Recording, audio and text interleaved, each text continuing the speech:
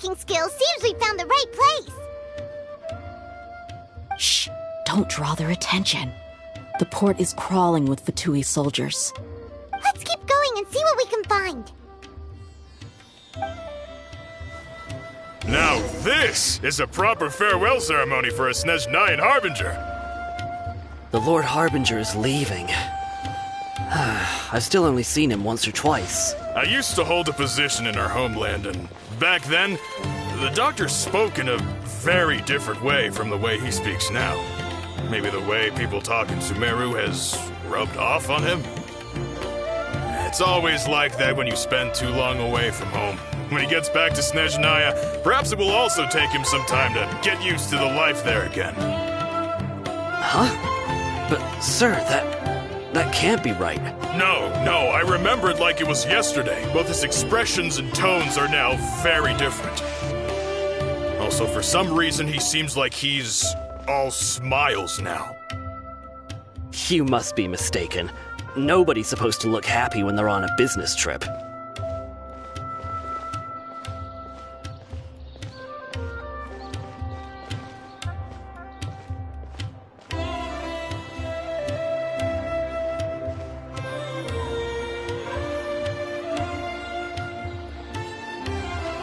The doctor is on that boat.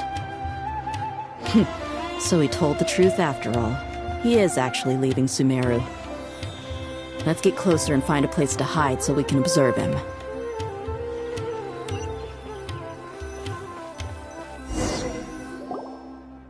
This place will do. We can hide here while we keep an eye on the boat.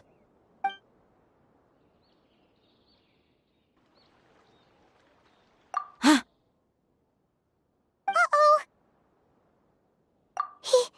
He saw us.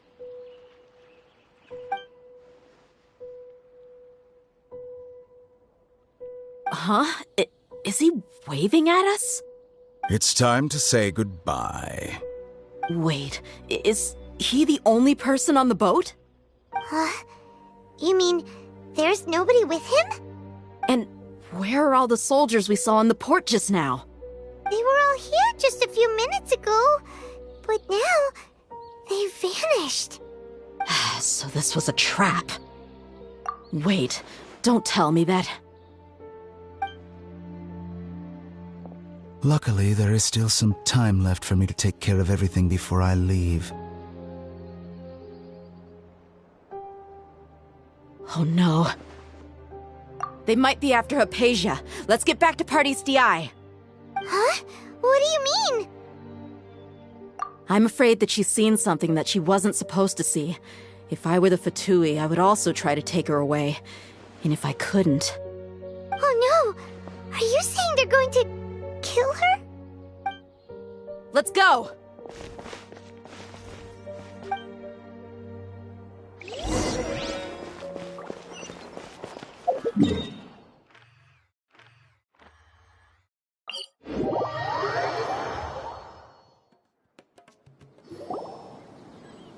Pardees Di is not a place you Fatui can just show up and do as you please. I believe we've already made ourselves quite clear. Our superior gave us permission to search for and collect medicinal herbs in Pardees Di for research purposes. But you've been in Sumeru for some time already. I find it coincidental that you chose to only come here today. Even the Grand Sage himself may not have the right to question our research, much less an ordinary scholar like yourself. I've done my duty to inform you. Don't make things difficult for yourself. It would seem that my words have fallen on deaf ears. You can keep trying to deny it, but coming to Pardees Di now? I'm pretty sure you're not just looking for herbs. With all due respect, your baseless speculations will only lead to unnecessary trouble. Well, you only have your Harbinger to blame. He knows nothing about keeping a low profile. I may be staying at Pardees Di as a scholar, but that doesn't mean I'm no longer a forest watcher. It is still my duty to protect the peace and safety of the scholars who have contributed so much to Sumeru. Then it seems our conversation has hit an impasse. No one will lay a hand on you, Hypatia. Not on my watch. Tighnari! Are you alright? I'm fine. These Fatui have really crossed the line. Time to teach them a lesson.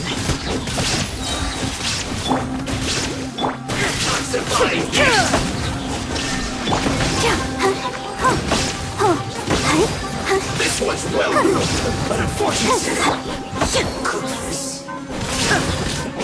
Hard enough! Illusion shattered!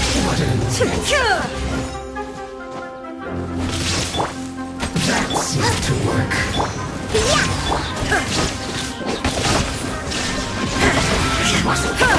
There's no use resisting! Give us Hypatia! Keep dreaming! Yeah, Tiny! Beat him up! Come on! We can do it! Now you shall perish!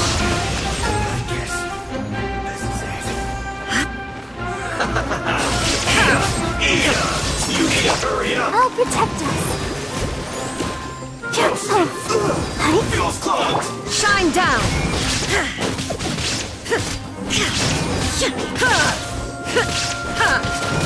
The doctor's orders are absolute! Yeah? You've been someone's lapdog for so long that you don't know anything else now!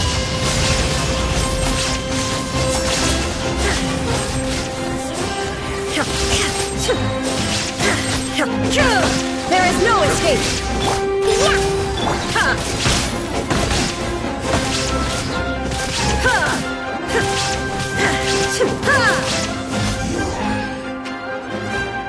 We're not getting anywhere. Traveler, Paimon, please go to Hypatia. We need to make sure they don't try to sneak around and attack from behind. Got it!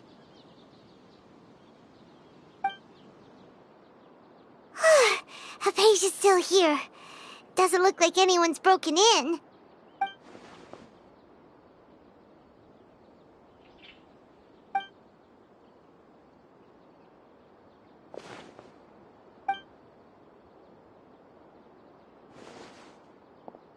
Well, how is she? Oh, that's good.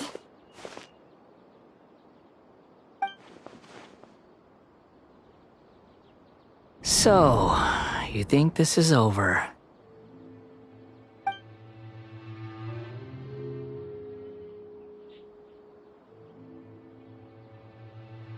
What? The Balladeer is here?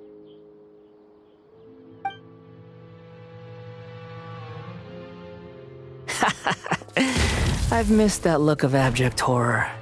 You've given me that look every time we meet. But, where is he?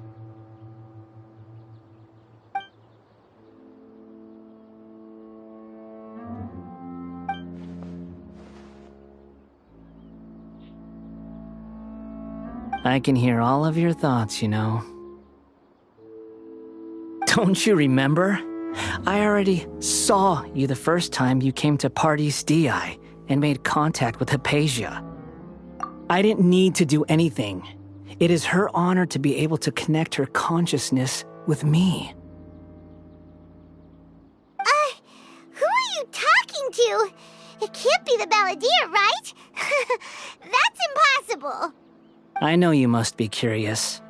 I might as well tell you that I decided to enter Hypatia's consciousness the moment I sensed your touch.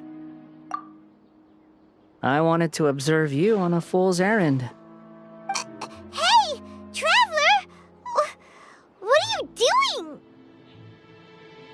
My deification is nearly complete. All that's left now are just some final details. Do you understand? Even if you manage to rescue Lesser Lord Kusanali, it will be impossible for you to defeat a bona fide god like me. Is it wise to force that childlike god into a divine battle against me?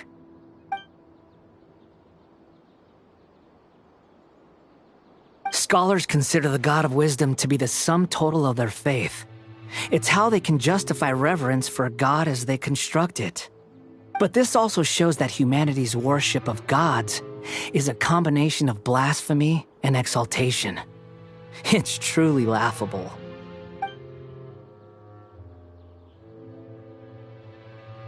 Yes. What is it?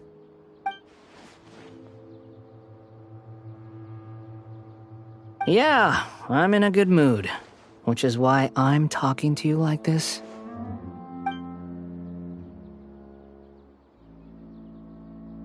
What do you mean?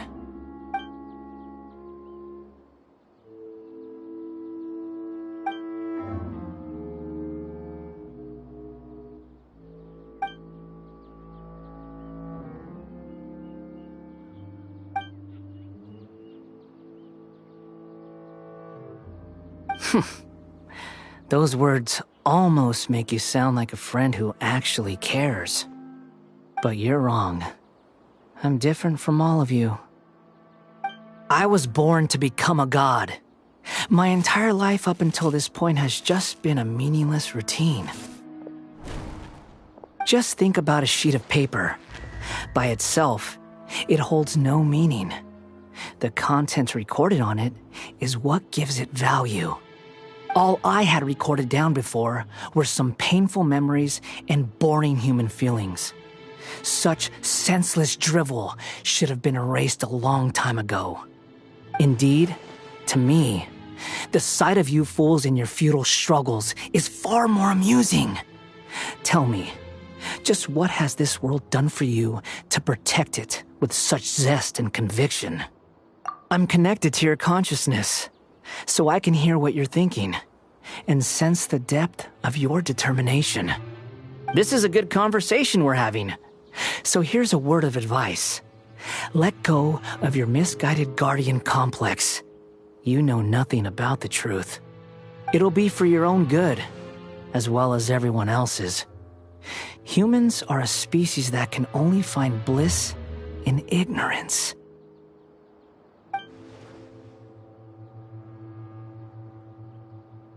Ah, you've seen my affection for her. If you were in my position, I think you'd feel the same way. She peered into my consciousness and saw my past. Someone like that is qualified to become my first follower. All gods need followers. So Hypatia has been chosen. Her appearance heralds my imminent arrival at the throne of divinity, while her worship shall become my glory.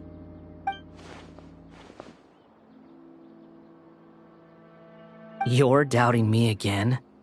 No matter. Soon, you'll know what kind of authority you're challenging.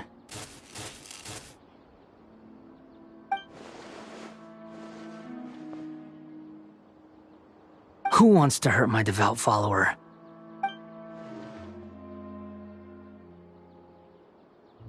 The doctor wants to hurt my first follower?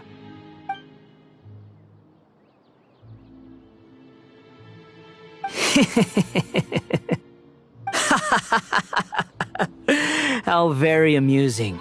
Has anyone ever told you that you're not good at sowing discord? The doctor has never known his place. Even now, the puny human thinks himself capable of interfering in the business of the new god. You're still too naive if you think a few words will be enough to convince me to destroy the doctor.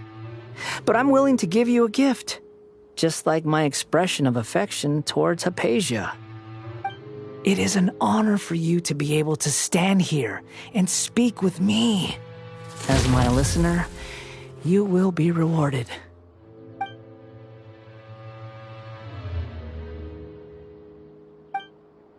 Both good things and bad things can be called gifts. After all, gods have never needed to be reasonable. Ah! Paimon hears thunder! That person Paimon couldn't see was the Balladeer? Oh, he sure chatted with you for a while.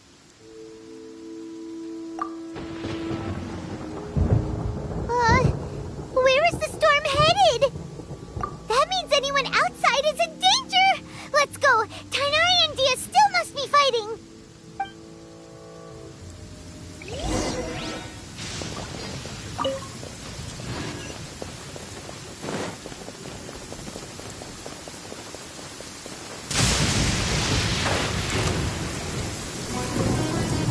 Oh! Have the Fatui retreated? Hey! What happened to you? He's hurt. I'm fine. Don't move. I've seen eremites get struck by lightning before. You need to rest. Struck by lightning? We were fighting, and just as things started looking grim, the weather suddenly became extremely strange. Lightning started attacking everyone, almost as if it were alive. Luckily, there were only two of us, and both of us were nimble enough to dodge most of the strikes. There were a lot of Fatui, though, and they were being torn to shreds by the bolts of lightning. With that, all the Fatui soldiers were forced to retreat. Why are you sorry? It's all right. I'm sure you also never expected this to happen. Don't blame yourself. My wound aside, you look like you've seen something unpleasant. Is Hypatia all right? Hey, didn't I tell you not to move? Just in case. Let's go to Hypatia's place and talk about things there.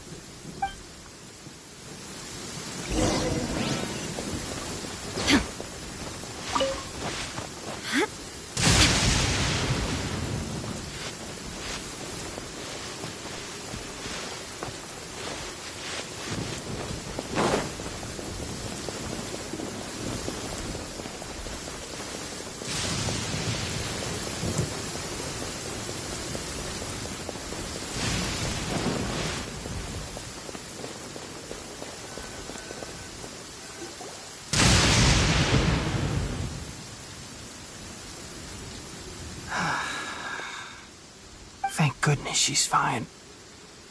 Hey, how about taking care of yourself first? I understand my condition. The wound is not fatal. I'll be all right. Ugh. The more you understand medicine, the worse of a patient you become. I know. They always think they can push through the pain. Oh, he sat down. Let me rest for a bit. Sorry, traveler. Now you may start.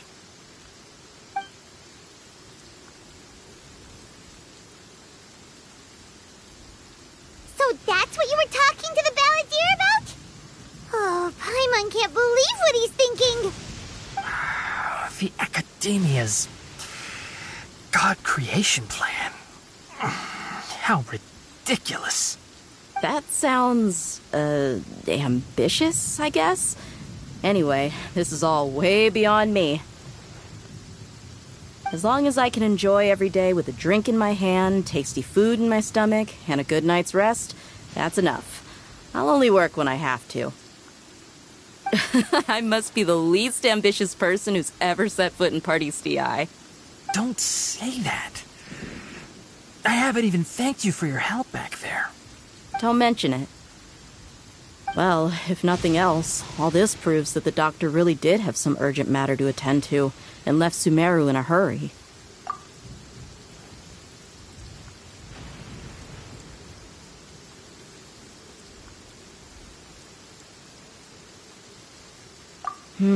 Maybe the Fatui want to cover up some secret of the balladeer. Is that why they tried to seize Hypatia? You said the balladeer claimed that Hypatia has seen his past. So, what could be there? Have you noticed? The balladeer is not happy with the doctor's actions.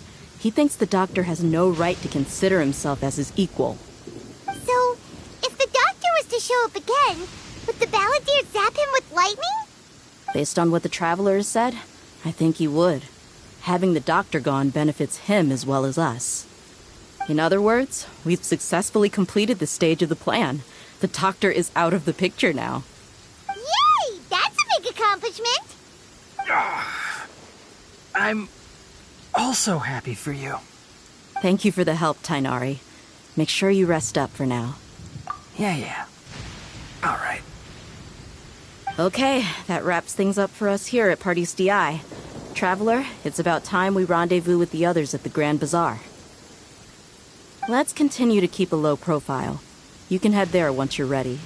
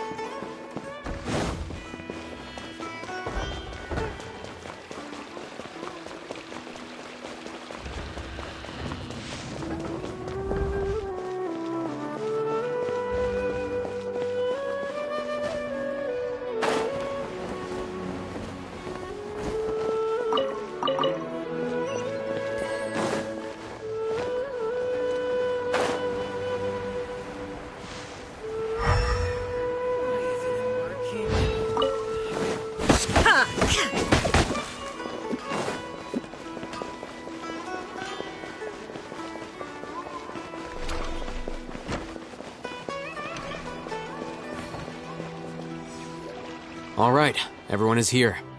How did everything go? Any luck with your missions? Let's report back one by one. I'll start first.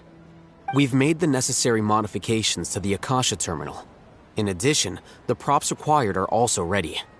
I'll go next. The Traveler and I went to Party's DI. The situation was a bit complicated, but we found Tainari. Unfortunately, he was wounded during a fight. Who was behind it? Well, that's the tough part. What should I say, Traveler? The Fatui or the Balladeer? After some back and forth, we confirmed that the doctor has left Sumeru by boat. He has something urgent to attend to back in Snezhnaya.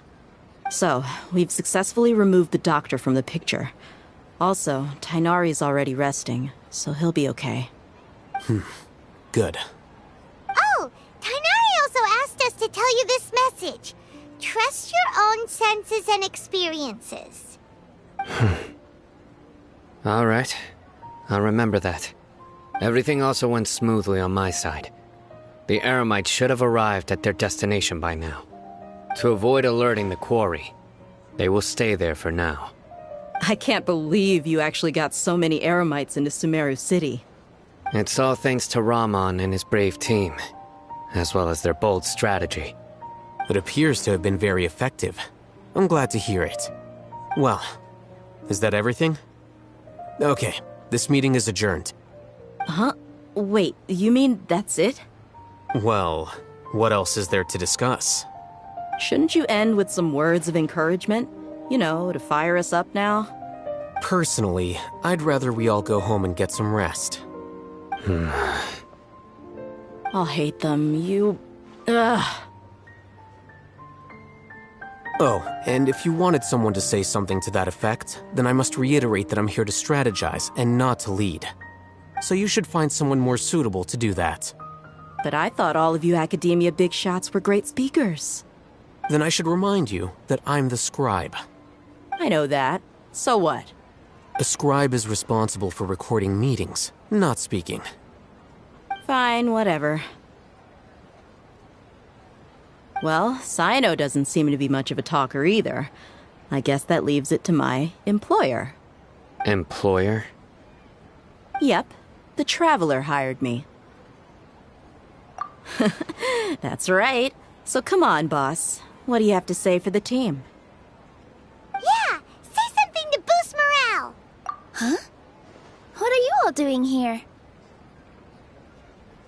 Oh, it's Nilu! Hey, everyone.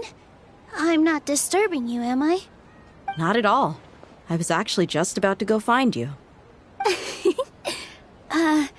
Judging from the group and all your serious faces, you were discussing something important, weren't you? But you also look like you're up to no good.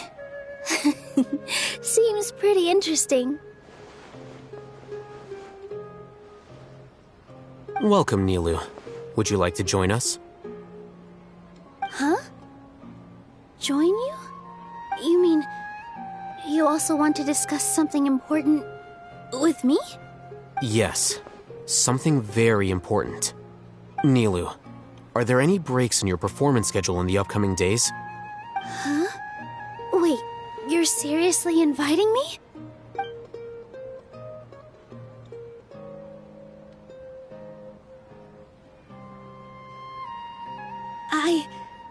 I can't believe my ears. You are truly the bravest and most passionate people of Sumeru, well, that I've ever met.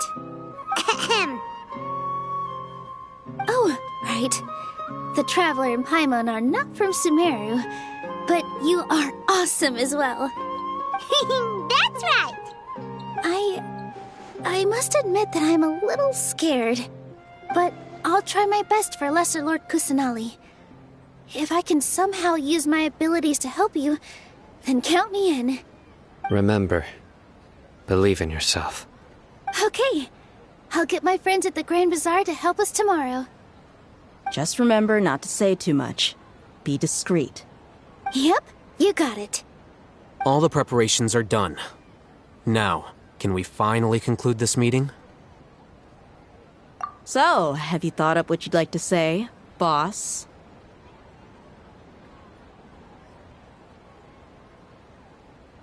Yep. It's a grand plan and we're all super awesome!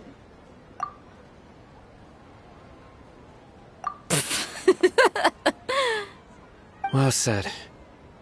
A good night's rest before an operation can be the difference between success and failure. Thankfully, I've had my place to myself recently. It's been nice and quiet. Huh? Oh, nothing. Alright, let's all go home and get a good night's sleep so we can be up early tomorrow! Okay, so I guess that means it's time to say goodnight now. Yep! Good night, everyone!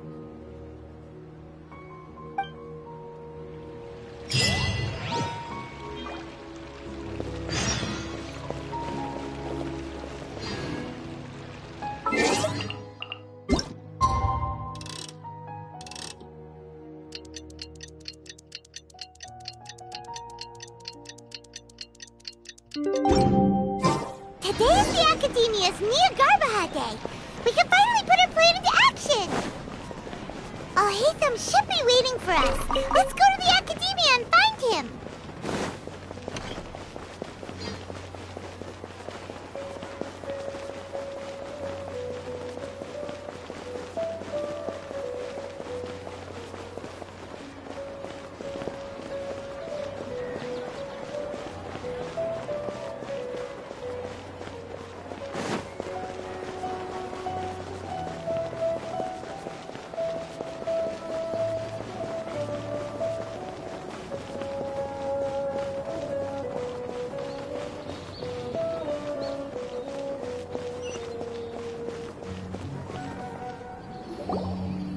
Hello, you two. Sleep well? Not really. Paimon got too nervous thinking about today and didn't fall asleep until the sun was almost up. What about you all, Hatham? Naturally, I slept just fine. After all, a good rest should be considered part of the plan, since energy is an important resource. You just want to show off how calm you are! It's crucial to dissipate any tension before we execute our plan. The only thing you're doing is being annoying! Anyway, do you need me to go over the game plan again?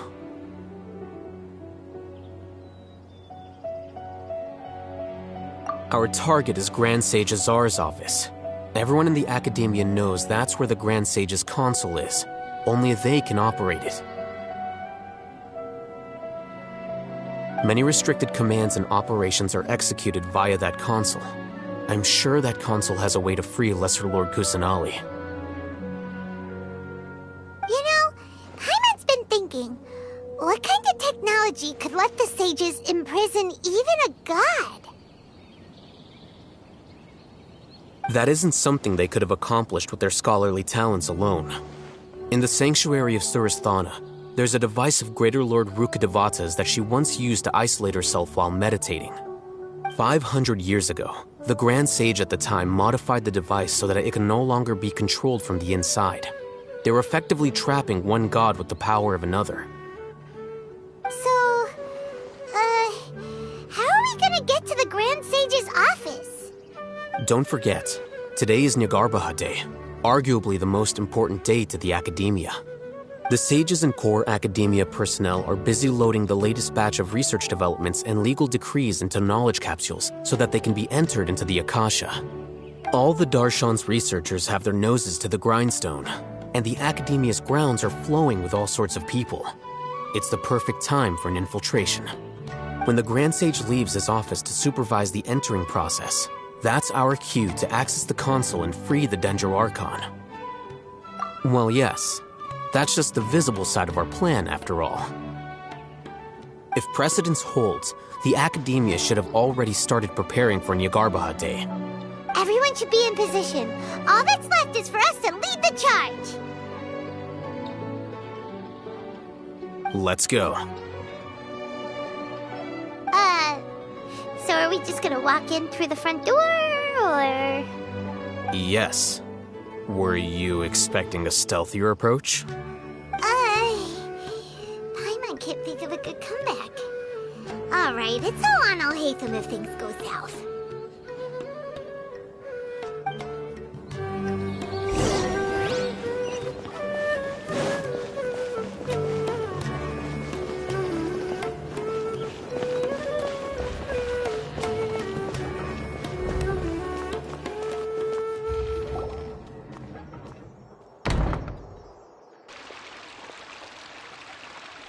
Scribe? Please, wait. Are you Scribe Alhaitham?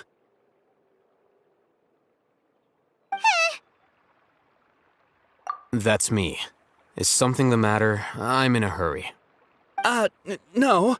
I was just surprised to see you here. I had heard that the sages were looking for you not long ago, but I didn't know what for. And, also, please don't bring outside guests into the academia. Outside guests? How did you arrive at such a conclusion? Your groundless inference shames the Haravatat Darshan. What did you say?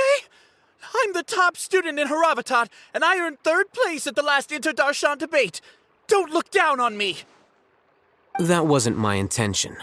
As your Haravatat senior, I just assumed that you possessed a greater aptitude for critical thinking.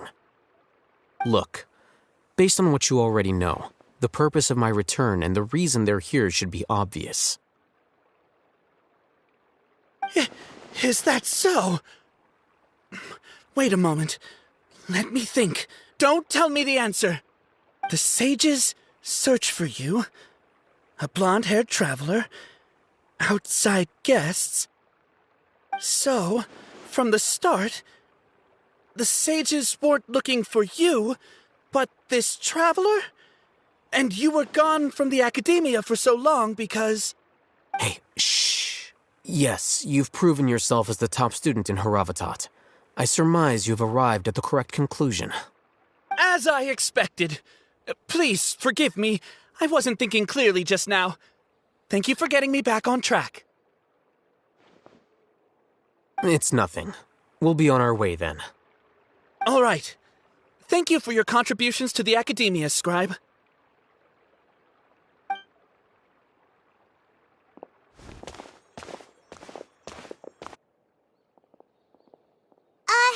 What the heck just happened now? What did he just guess? I'm afraid I don't know either. You have no idea? Mm-hmm. He convinced himself of whatever truth he came up with. That is the so-called pride of a scholar. If someone questions their academic facility, they will instantly feign understanding to keep up appearances. Nowadays, the academia is rampant with this type of scholar. Their obvious farces of intellect only serve to highlight themselves as fools. Wow, so there are special ways to deal with smart people. We don't even need to make up our own excuses. We shouldn't waste any more time. It would be problematic if we missed our window of opportunity. Let's go.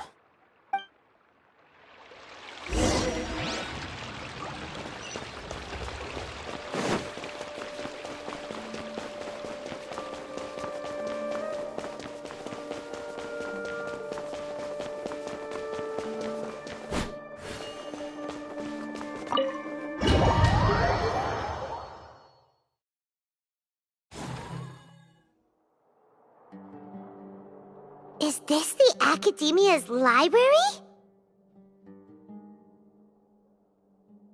Indeed. Known as the House of Dana, it is quite possibly the most extensive special collections library in Teyvat. There are a lot of students going through here. Is it really okay just to waltz right in? The Academia marches to a fast beat, especially since it's Nyargarbaha Day. They're all occupied with their own matters. Just act natural. Now, hurry along.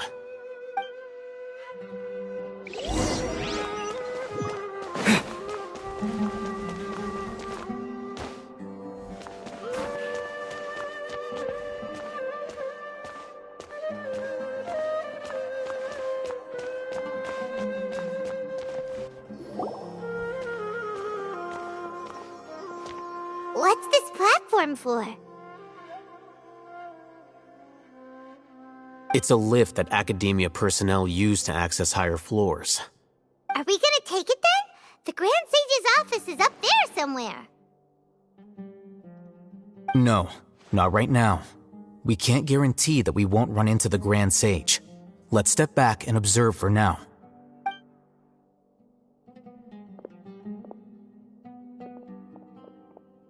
You think the Grand Sage will exit from there?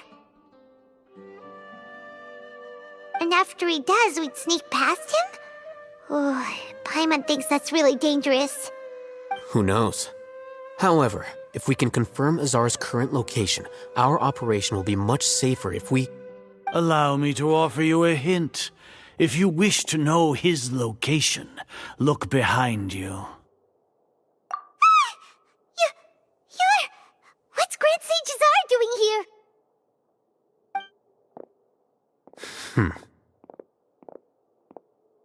Do not tell me you believed the Academia would not grow suspicious of you after such a prolonged absence, scribe.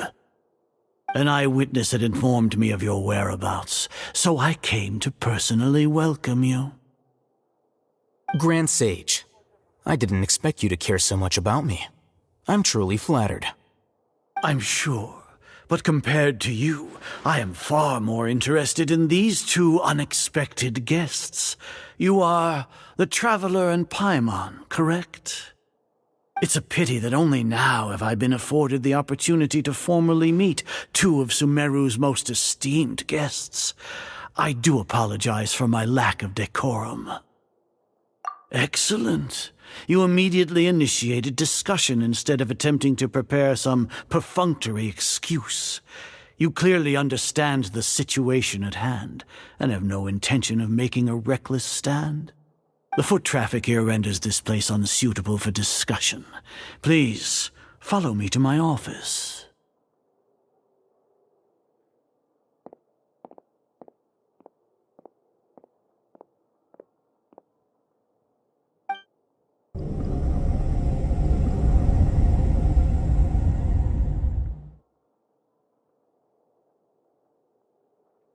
This place is crawling with guards. There's no way out for us. All right then, Traveler. What did you wish to discuss with me? Today is Nyargarbaha Day, so I still have many responsibilities to attend to. There is little time for idle chit-chat before I detain you all. You seem to know quite a bit about our endeavors. If that is so, then you should be praising our great work, rather than using your trivial misgivings in a futile attempt to sway me. Trivial? Then tell me, what do the Fatui want from me? Worthless. Those are all completely worthless. Benefits, divine power. These materialistic words do nothing but debase our great work. Creating a god.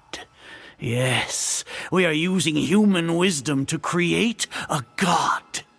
If humanity cannot attain omniscience and omnipotence, then we shall create a god to reveal them.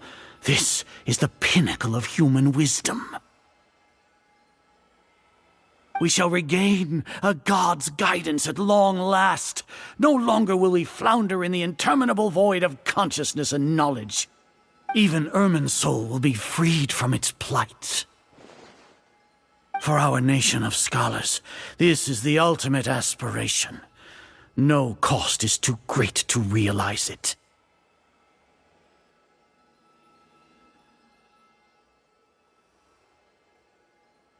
You will never understand the rapture of having a god be born within your very hands. With your degree of knowledge, you cannot even comprehend such an emotion. Gods exist on a plane that far eclipses humanity's. Lesser Lord Kusanali, what can she even do? Care for the people? Fend off sandstorms? Fabricate silly fairy tales? These are but child's play for the Academia. Does that make us equal to the gods? We are a people favored by Greater Lord Rukkhadevata. Though I may have personally not seen it, our forefathers bore witness to true wisdom. The ascension of the Lesser Lord has brought nothing but bewilderment to the scholars.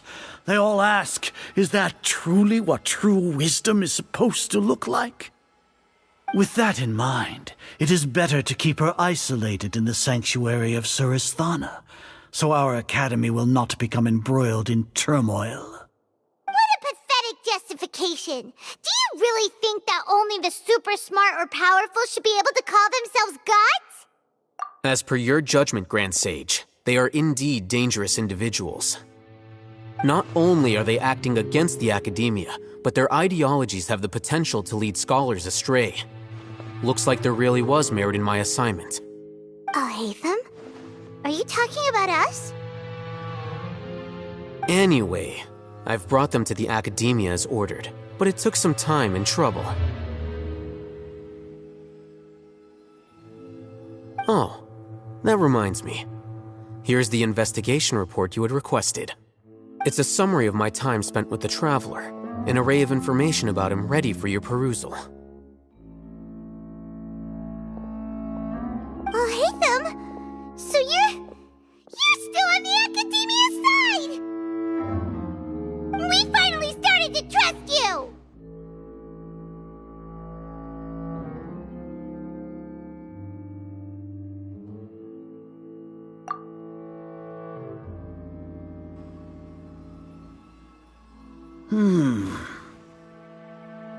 Excellent. Detailed contents with no errors. I would expect nothing less than an immaculate report from the scribe. As it is Nyagarbha Day, I'll enter the information on you into the akasha. Surely you know what that means. We'll be monitored, just like Sino. With the akasha's calculation prowess, all of your actions will be predicted with an accuracy of at least 98%. Furthermore, your data will be updated in real time whenever new information presents itself. To put it into words you can understand, wherever you go, you will be walking under an invisible leash. This is Sumeru's greatest penalty for dishonest persons.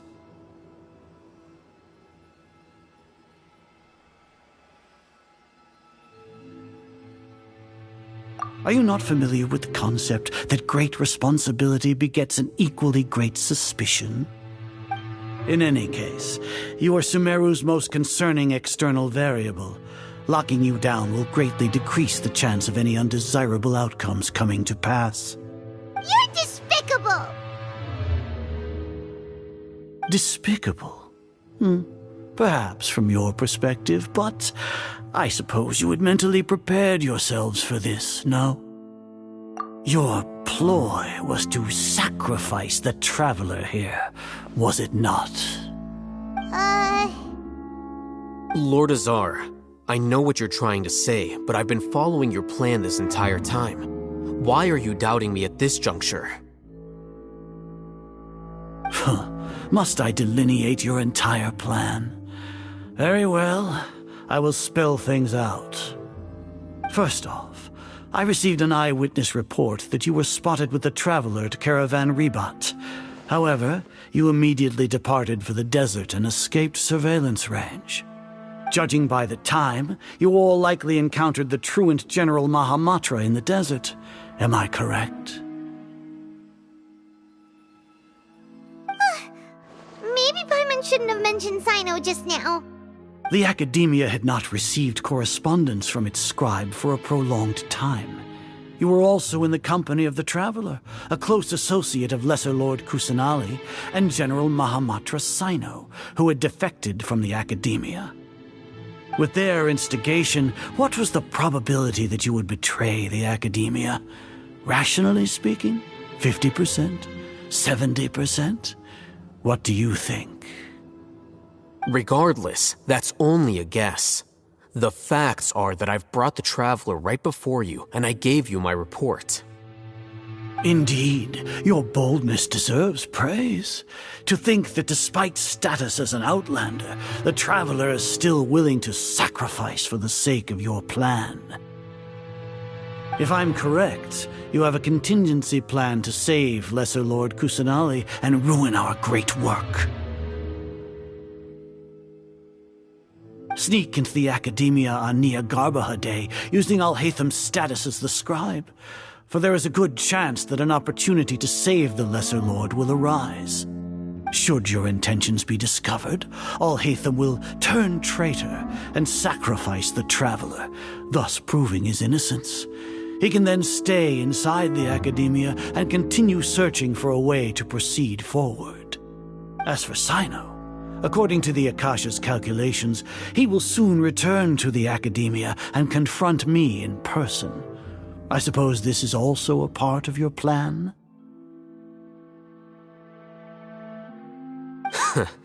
You'll see me as a traitor regardless of what I say, no? Even if you impugn me, it would have little effect on you all. You misunderstand. Losing our scribe would irreparably damage the Academia's regular operations and the development of Sumeru's future academic systems. However, under the current circumstances, even that is trivial compared to what we stand to gain from our great work. You said that I betrayed the Academia, but you, Azar, you've betrayed all of Sumeru, betrayed its Archon. So flight is turned to fight at long last. Guards!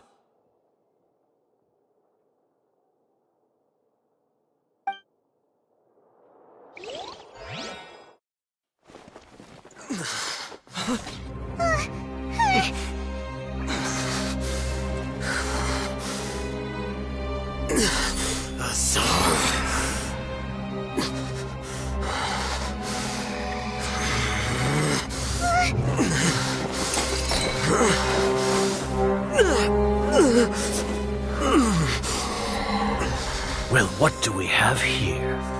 So you stole that divine knowledge capsule. Traitor! You traitor! Even the most rational scholar will yearn for the power of a god in a moment of desperation. Aren't you doing the exact same thing as me, Alhaitham? Unfortunately for you, no god will lend you their power. Azar!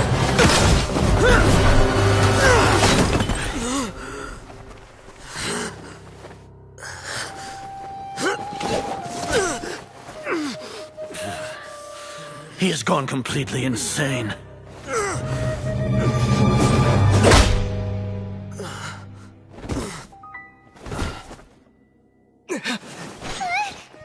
Take him to the Matra and exile him to Aru village. Then find someone to take these two to the confinement room. I'll deal with them later. Grand Sage, we've finished all required preparations for Nyargarbaha Day.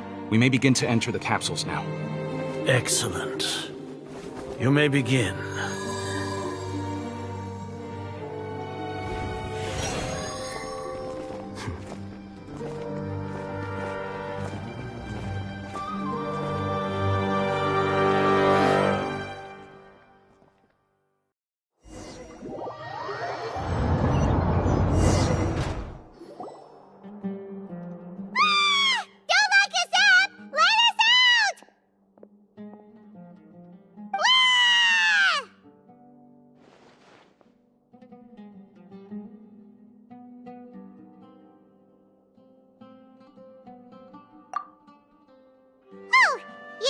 Paimon got a bit carried away there. How was Paimon acting just now? Great, huh?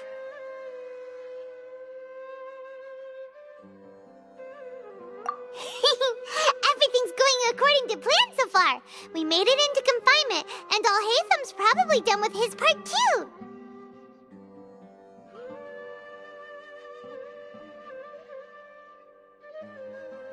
We even managed to trick Grand Sage Azar! Alhaitham sure knows how to cook up a plan! What are we doing next? Paimon has trouble remembering things when she's worked up. Right! Paimon thinks it went something like this. Apart from that, we still have yet another goal in the first stage of our operation, which is to send the Traveler to the confinement room. What? Why do we want to get him locked up on purpose? He's always been the person the sages are most afraid of, as well as the greatest obstacle to their successful implementation of their plan. They are very aware of the risk he poses to them.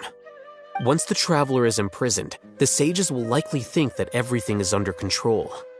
And with their guard down, the next phase of our plan will have a much higher chance of success. I can already see the pompous looks on their faces. Oh, that's a super tricky plan. But Paimon still thinks it's not really worth it. That isn't the only reason, of course. He has a more important task once he's in confinement.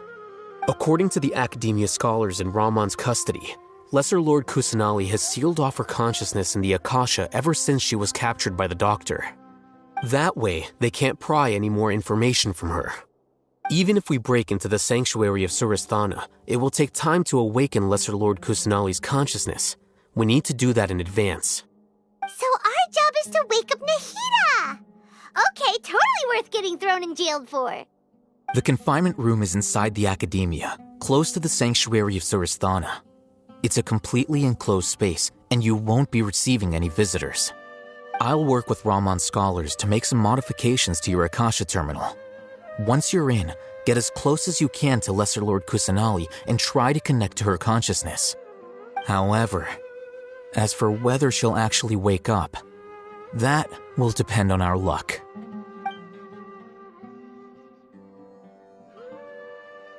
Oh, no wonder you've been wearing your Akasha terminal today. It's the one that Al Hatham modified. Paimon thought they'd take our Akasha terminals when they locked us up in here. Were they being careless? Alright, so what now? Sounds easy enough. We can finally talk with Nahida after all this time. Let's do it.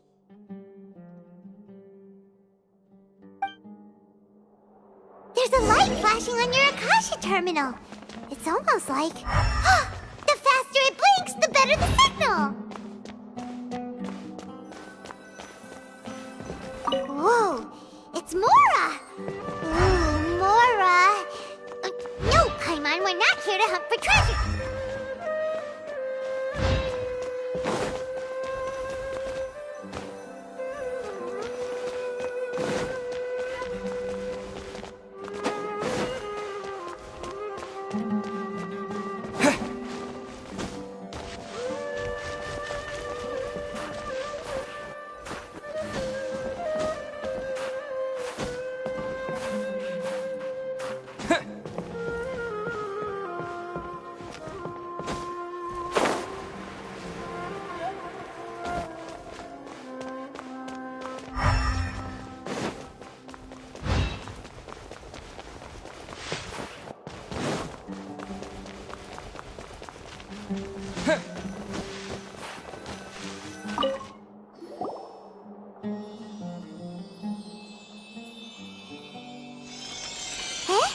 Is this the right spot? Are you getting anything? Please work.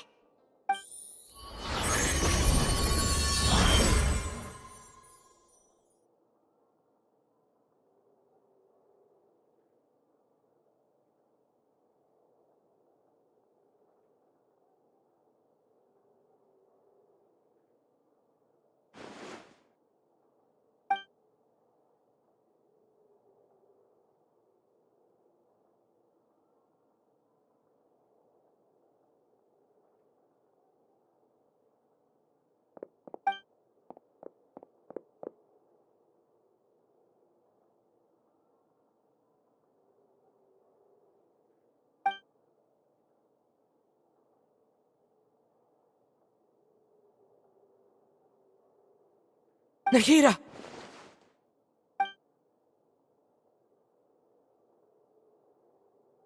Hey, Nahida!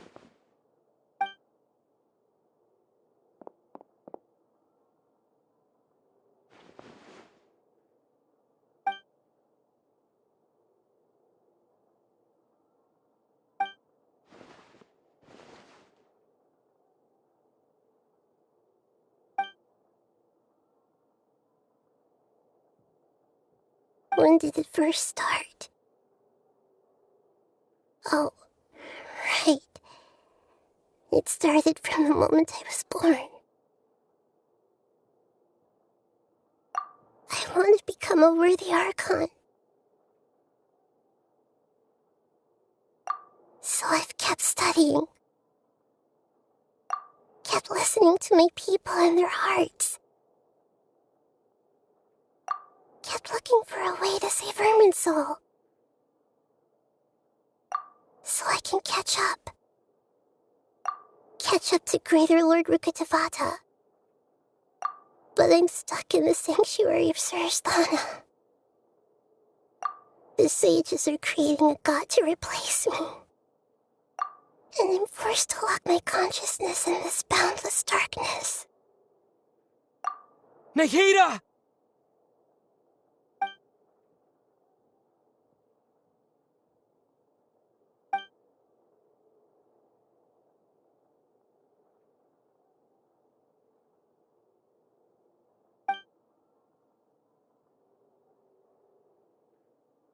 Nahida!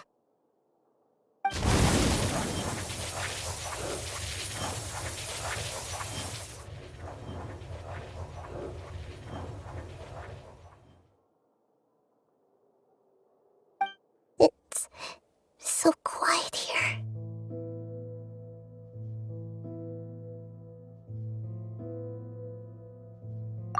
Now that I think of it, I don't think I've ever actually listened to my own inner voice. Do Archons have them? Should Archons have them? Have I been doing the right thing? Am I really not needed? How do I really feel about all of this? It's so quiet here. Since you're the god of wisdom, you've known the answers to all these questions since the very beginning, haven't you? Who are you? Whose voice is that? It sounds...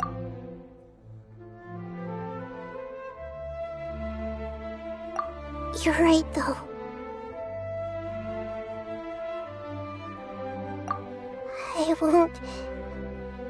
I won't ignore my own voice anymore.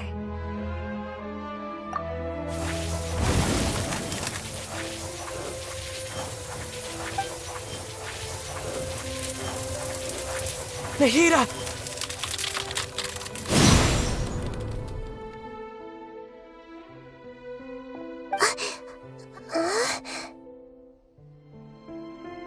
Nahida? Did you wake me up? Thank you. Why are you here? We're here to rescue you. Are you alright? I'm fine. It's just... when I think of everything that's happened to me, I feel really angry now.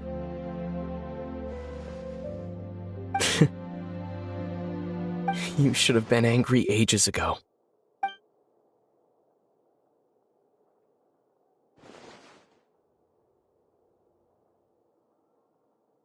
Huh?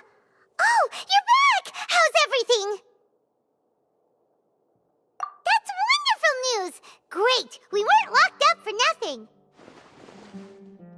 When you went to wake up Nahida, Paimon was listening for any sounds outside. You were out for a long time. There are fewer and fewer scholars going about now. You think everyone's done with their Nyargarbaha Day stuff? Yep, so that means our next act is Nilu's performance!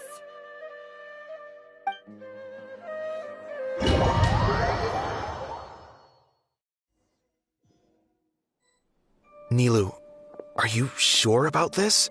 You're taking such a great risk for them. I'm sure, and I'm going. You know that I don't like to pass up any opportunity to dance, and this one is especially important. All right. You seem to have a lot of trust in them, so I won't say more on the subject. But if anything happens, the few of us here may not be able to help you. Don't worry. They've been through worse. Everything's going to be fine. All right. You know, if you really do get arrested, we'll do everything we can to get you back. Be careful, even if it's only for our sakes. Thanks, Mr. Zubair. You're so very kind.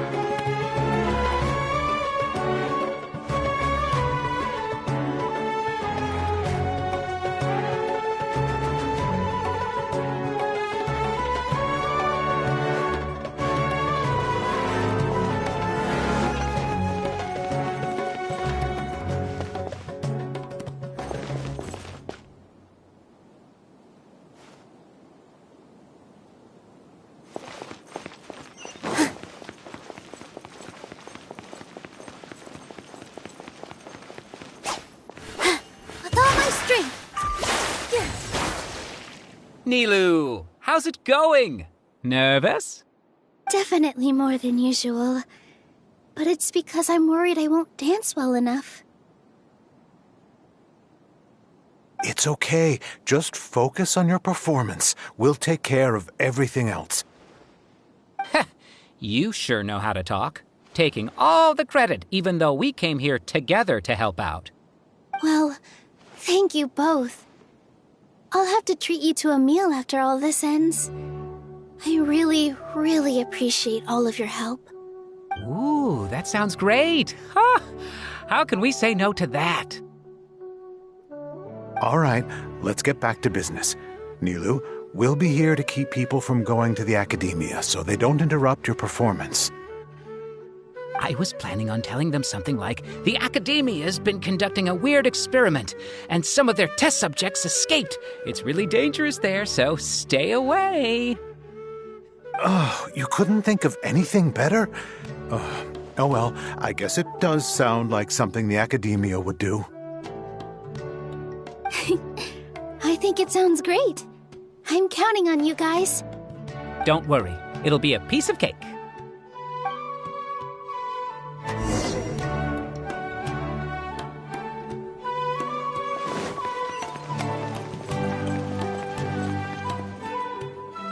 Hey, Nilou! Sorry, it's great to see you, but I'm really busy right now. Our Bait People Away with Yalda Candies plan is working beautifully. Do you want some candy? We have more than we can give out. Vihar, thank you so much for doing all of this. And even dressed up as the Knight of Flowers, no less. I'll pass on the candy, though. I cut back on sweets in the period leading up to a performance, and I'm about to start one. You have a point. The stage is cleared and everything's ready, so you can start your performance at any time. Yeah, thanks to you. I'm really grateful. All right, time to hit the stage. You're welcome. The honor's all mine, since I'll have such a great view of the show.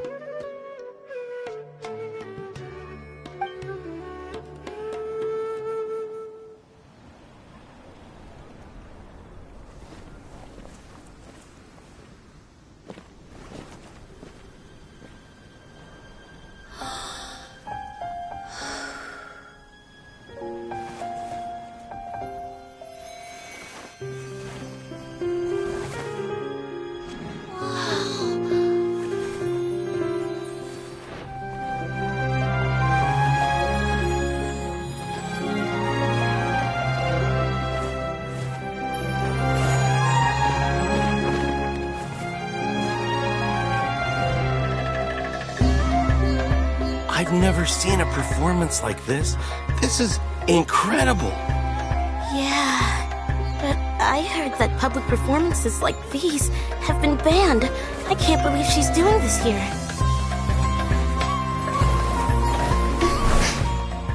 Grand Sage, there's some commotion outside. How uninteresting. Issue the new Prohibition Act from the Akasha to the guards. They'll know what to do. Do you think we should, stop her? Let's just watch for a little bit longer.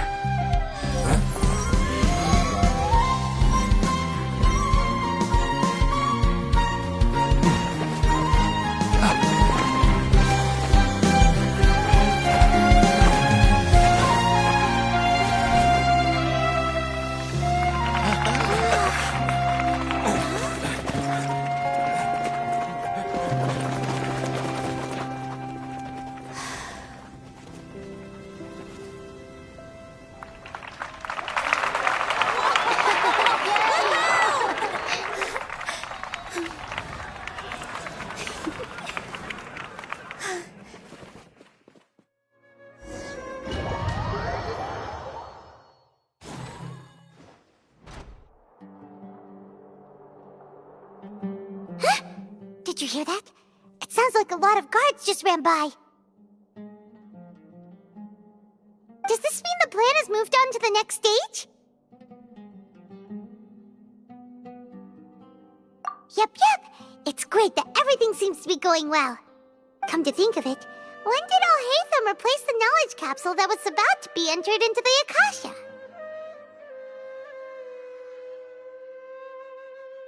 Oh, so that's when he did it! Paimon was too nervous to notice. Speaking of, didn't Alhaitham also yoink the divine knowledge capsule from that mercenary leader in Port Ormos when everyone else was distracted? It's a time-tested trick of his. Why are we complimenting him? Yeah, he's smart and all, but he still makes Paimon's blood boil. Let's review our plan for this stage again. It's not like we have anything else to do right now anyway, and it'll help us feel more confident. Paimon remembers that Nilu's task was supposed to go a bit like this. Now that Lesser Lord Kusanali's consciousness has been forcefully sealed, the core figures of the Academia and their guards have started to wear their Akasha terminals again. With the Doctor's technological support, they think they have nothing to fear. How despicable of them to rely on such a person. But this is also our chance. I was originally asked to draft the knowledge capsule for the Artistic Performances Prohibition Act when I was still at the Academia. It should be on the Grand Sage's desk right now, and will be entered into the Akasha during the next Nyargarbaha Day. Are they really going to stop all artistic performances? That's horrible! I'll make an identical knowledge capsule, but this time, I'll smuggle some misleading information into it. We only need to find an opportunity to switch the capsules. Once it's been entered into the Akasha on Nyargarbaha Day, if someone were to be seen performing in public, the sages would definitely use that opportunity to announce the ban, and so the misleading information will be disseminated amongst the guards. Sure sounds complicated, but it seems like if everything goes well, we'll be able to get rid of all the guards in the Academia without any effort. That's pretty clever, getting right into their heads. I just have one question. Even if we manage to get the misleading info out to the guards, how can we be sure that they'll believe it? People who are used to relying on the Akasha become less inquisitive, and their ability to distinguish truth from misinformation is significantly reduced. They will view everything the Akasha releases to them as the unequivocal truth. The Akasha will turn humans into machines. I've seen it happen many times. Yikes. Good thing I didn't wear it for long when I was working in Sumeru City. At first, I thought it was a good thing, too. By the way, this plan still requires a performer, right? Do you have someone in mind? Nilu of Zubair Theater. I know her really well. We can trust her. I'm kinda hesitant to ask her to participate in a dangerous plan like this, but we can ask her in person. All right. After the guards in the Academia are gone, Then it'll be time for me and my stowaway brothers to shine.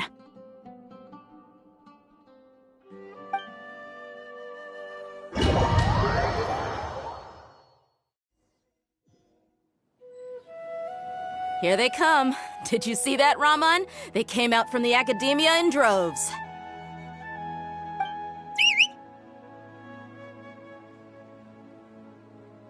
After laying low in the city for so long, this is the moment we've been waiting for. My brothers have already sprung into action. We couldn't do anything to them inside their coop, but outside the Academia, this is our hunting ground. With a lioness like you, the prey sure won't be able to run far.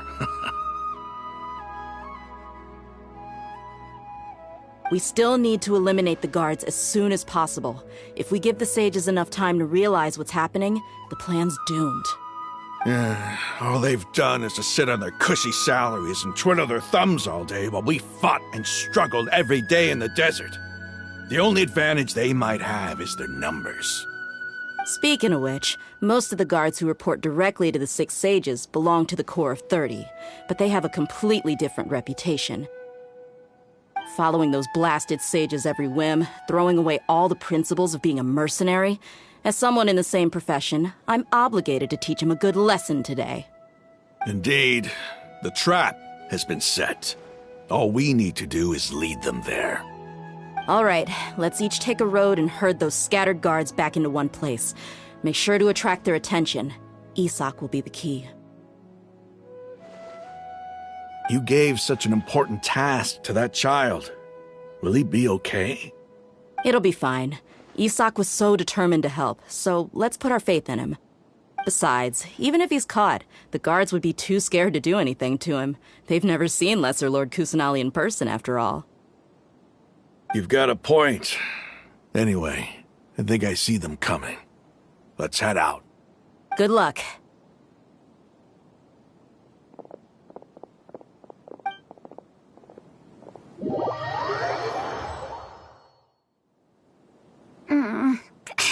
This outfit.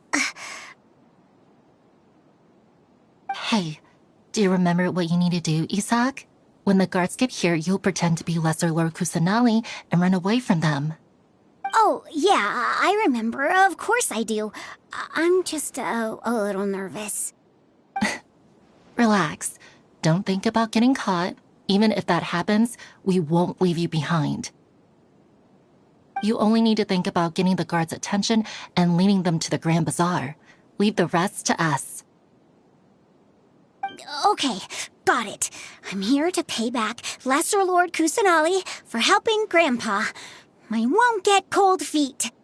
Hey, they're here. I can see the Academia guards.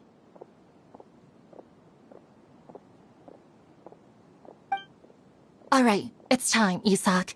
Take a deep breath and go. You can do this.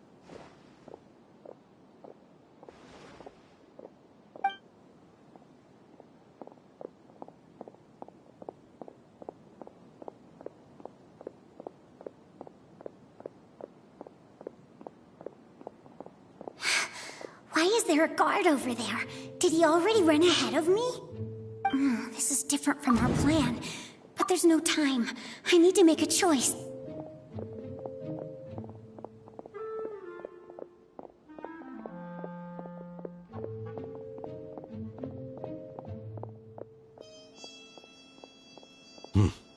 Let's have a look behind the house.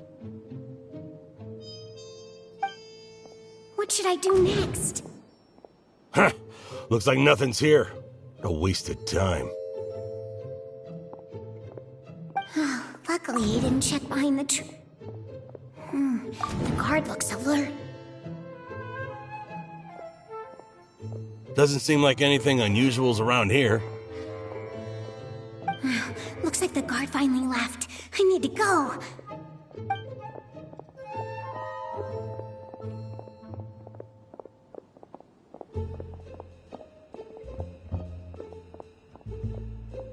Hey!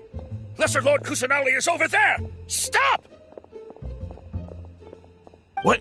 Lesser Lord Kusanali? How did I not notice that? They found me. This is bad. Where should I go? The target suspected to be Lesser Lord Kusanali has escaped into the Grand Bazaar. Assemble and arrest her!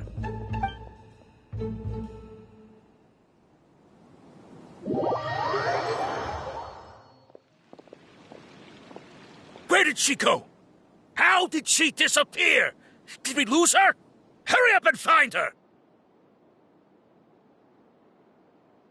Hey, why is your team here? Didn't we say to split up our search? Hurry! Hurry! This place is... Why are you all here? Yeah, isn't it one heck of a coincidence? Everybody's here. What on earth is going on? I suppose that's all of you? Who are you? Did you set us up? What are you planning? Phew, that was rough. I almost got caught. Little brat! So you're not actually Lesser Lord Kusanali. Who exactly are you all? Eremites from the desert? Just some colleagues. Think of this as a business competition, or a personal grudge. After stepping into our traps, stop thinking of yourselves as hunters. Behave like the prey you are.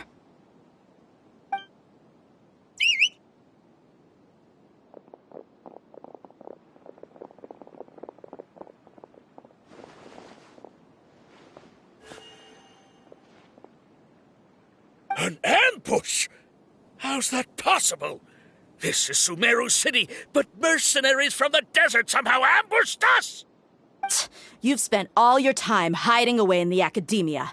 This place has long since become our hunting ground. Brace yourselves!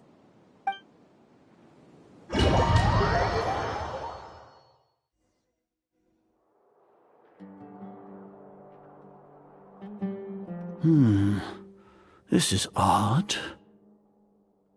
The academia has quieted down after the conclusion of the Nyagarbha Day ceremonies, but it's much quieter than usual. Where are the guards? Why have I not seen a single one? Guards? Guards!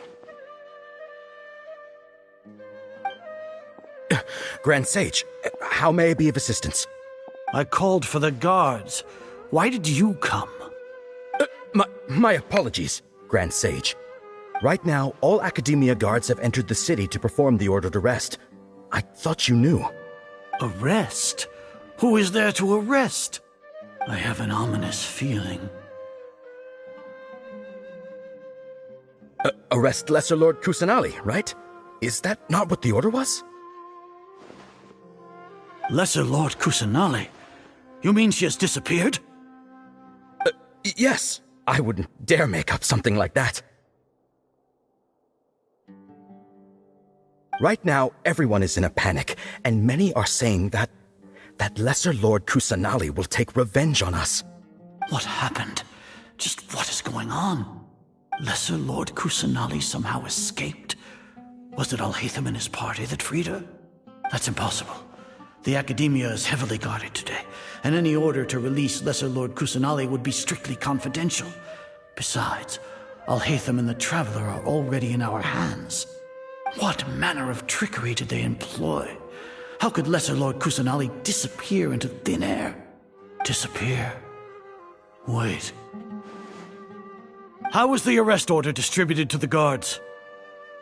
It was issued by the Akasha earlier today. Only you have the authority to send messages like that, so I thought it was your order. Let me check.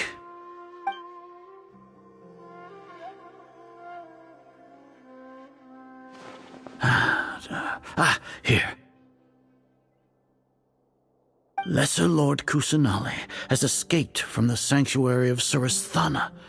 Go to the city and arrest the escapee immediately. The Akasha indeed contains this information, and it clearly appeared in my mind. How did they bypass my permissions to issue this kind of message? Was it the report about the Traveler that Alhaitham submitted? No. I specifically checked that knowledge capsule before entering it into the Akasha. Could that have been a red herring? Well, even if I figure it out now, it won't make any difference. The important thing now is to confirm Lesser Lord Kusanali's status. Have you been to the sanctuary of Suristhana to confirm that Lesser Lord Kusanali has indeed escaped? Confirm? No, I haven't. It may be a bit offensive to say this, but Grand Sage, what you're saying doesn't make any sense. How can the information in the akasha be inaccurate? What the akasha decrees is fact. That is common knowledge to all of us. If we have to confirm the information and knowledge from the akasha ourselves, then how is that any different from us learning that information ourselves? Wouldn't Greater Lord Rukkhadevata's legacy lose its meaning that way? In the beginning, it was I who asked you to believe in the akasha, to believe in the legacy left by Greater Lord Rukkhadevata. Are you trying to use my words against me? No, Grand Sage. I'm merely confused because I believe in you. I never meant to refute you. Stay here and see if there are any suspicious people around. I'll go to the sanctuary of Suristhana on my own. Yes, Grand Sage.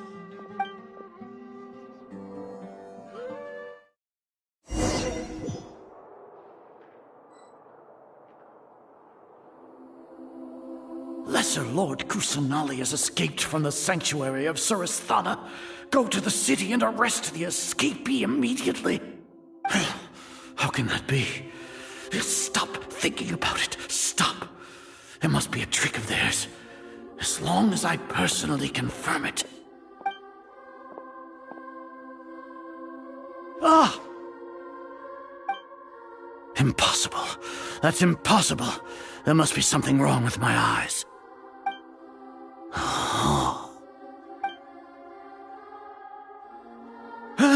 She really appeared again?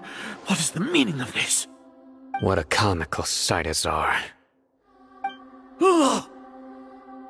Once the Akasha has put certain thoughts into your head, even the Grand Sage can no longer see what's right in front of him. You all can only see the world in your mind, the one you think you know. And precisely because of this, you disregarded Lesser Lord Kusanali's existence.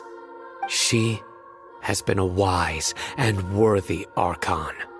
Sino, have you been waiting for a chance like this? The Akasha predicted that you would return to the Academia to confront me, but I didn't expect it to turn out like this. I was careless. No, you were blinded. Your faults stem from your reliance on the Akasha. You're still the same as always. I truly did not expect a proud person like you to cooperate with Alhaitham and the Traveler. People change, Azar. Admit it. The Akasha can't predict my actions anymore. Then tell me, what have you found during your investigation? You want to buy time? This is the sanctuary of Suristhana. Under your own regulations, even Academia staff are forbidden to come here. No one will come to save you. As for the investigation, I've at least confirmed that you are guilty of insurgency against the Archon. A serious crime. So what? Did you do all of this so I would plead guilty in front of you, General Mahamatra? No. I want you to plead guilty in front of the Archon herself. You once said that I had no standing to judge you.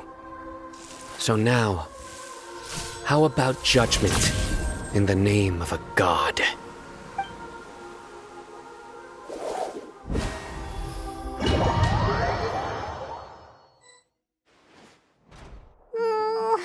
How long do we have to wait? Paimon wants to know how things are going out there. Paimon hasn't heard any sounds outside for a while. Hopefully something bad didn't happen. Yeah, but aren't you scared that we might be locked up in here for the rest of our lives? Thinking about it, at least Paimon has you. We could still chat like this. When Paimon thinks of Nahida being imprisoned alone in the sanctuary of Surasthana, Paimon can't help but feel sorry for her.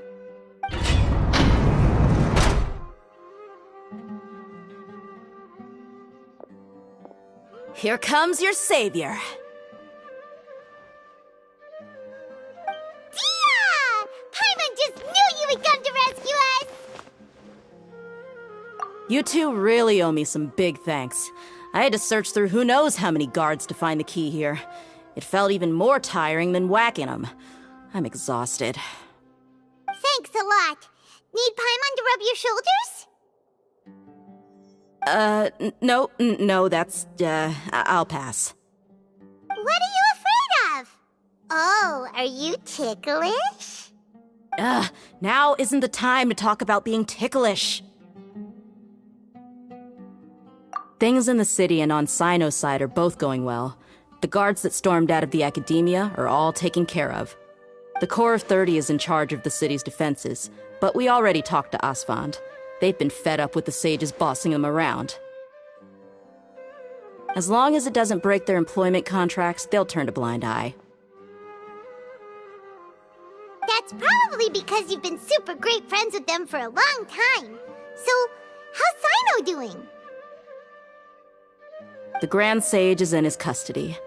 Even I know how terrible it is to fall into Sino's hands, so he probably does too.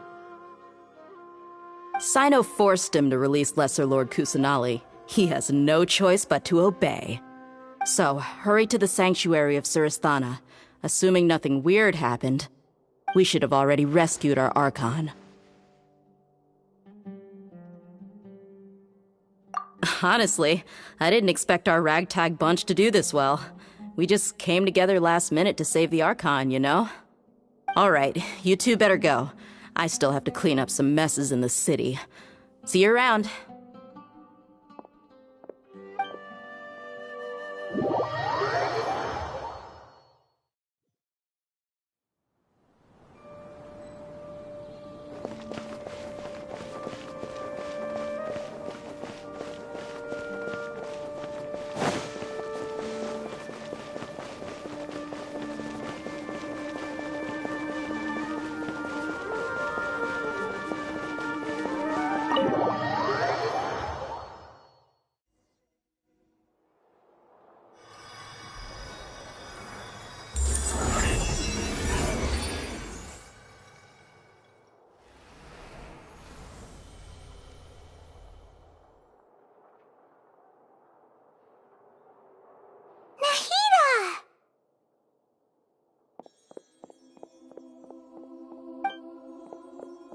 Should I say it's nice to meet you?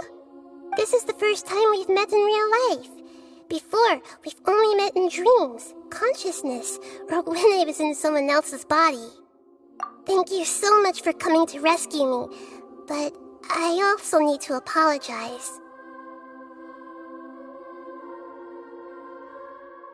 During this time, I did some self-reflection. My sense of inferiority and yielding to the academia led to all of this, and created so much trouble for you all. Exactly! We're here because you're a good Archon and one of our friends! Thanks, you too. Amazing. So this is how it feels to walk out of that cage with my own body. It's like I just had an endlessly long dream. I can't even tell if I just woke up or was only now born into this world. My concept of self has become so clear. But now doesn't seem to be the time to indulge in this feeling.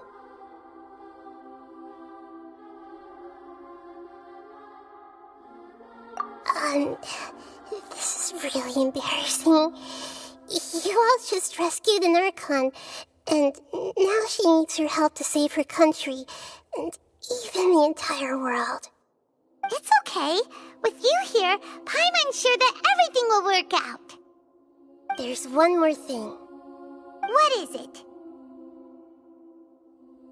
For all the things the Academia did to me, and for all the folly it committed in the name of wisdom, as their Archon, I will make them pay. Ah! Wow! That's the spirit!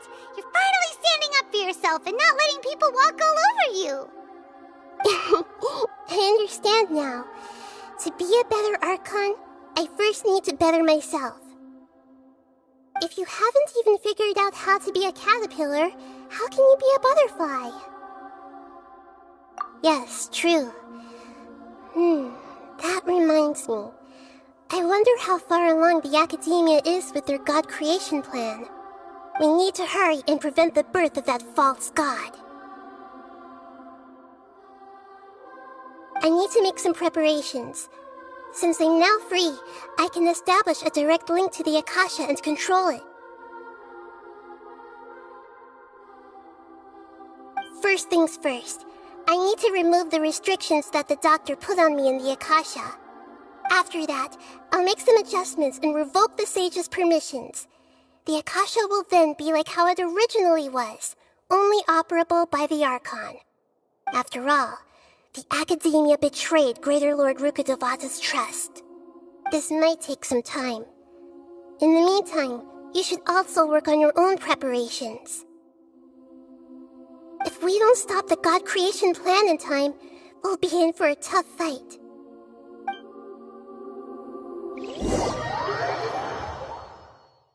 Might as well prepare for a fight.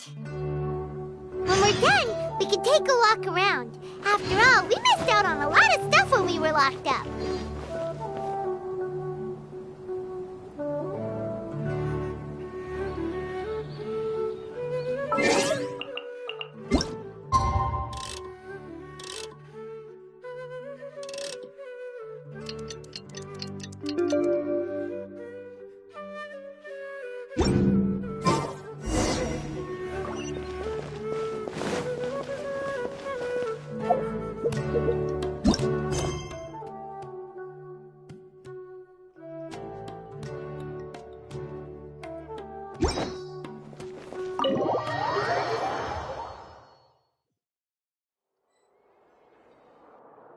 How's it going, Nahida?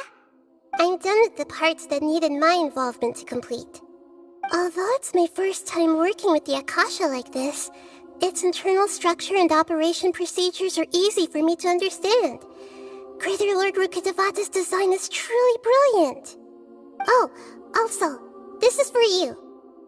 Huh? What's this little floaty thingy? It's a small device I put together just now. You can think of it as an upgraded Akasha terminal. You may not need it right now, but it should be helpful in certain situations. Wait! This thing has the same characteristics as Paimon! We're both small things that float! Oh, all the things that make Paimon special got copied! When Paimon appears with the Traveler from now on, people won't remember Paimon because she isn't unique anymore!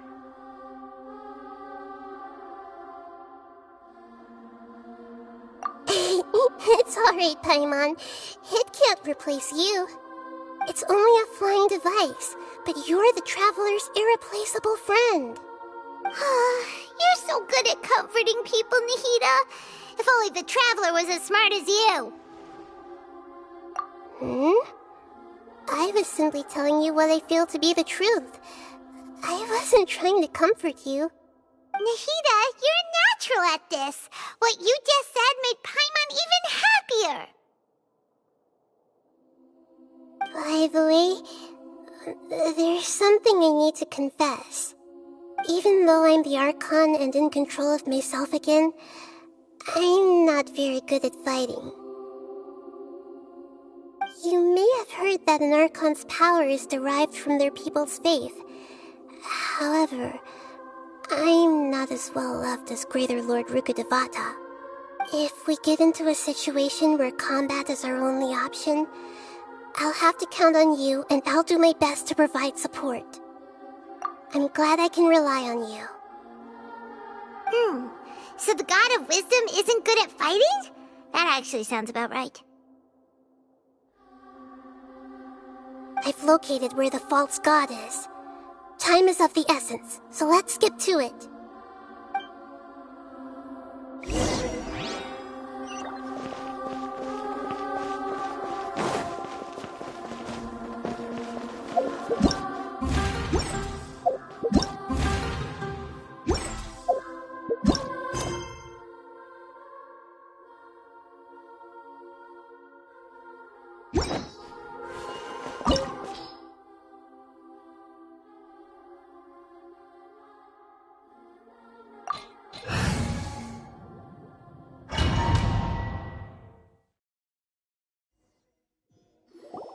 What is this place?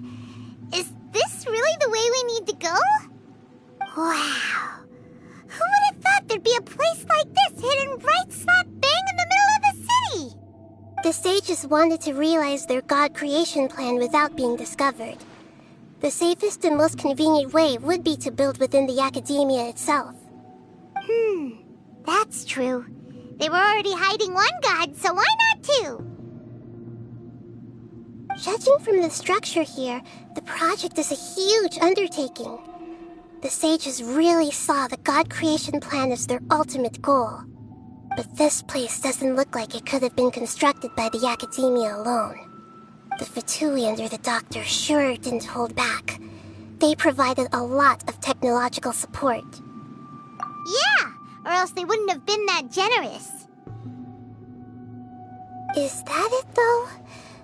I've always felt that this doctor is different from the academia sages. He doesn't seem to share their sense of urgency. Instead of being interested in the end product, it's like he's enjoying the experimental process. The Fatui Harbingers are all such weirdos. So, the doctor being weird is actually normal. So, this Fatui that they're trying to turn into a god is called the Balladeer? We had previously come into contact with his consciousness.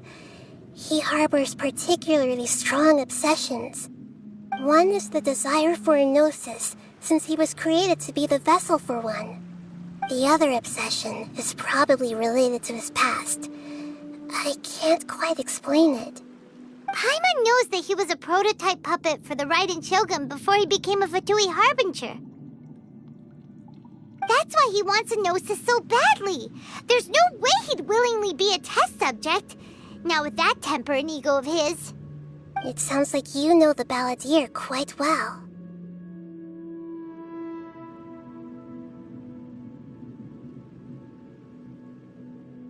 I see.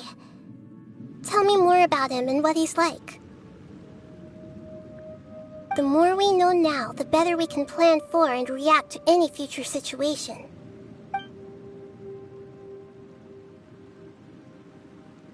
Ah, I see.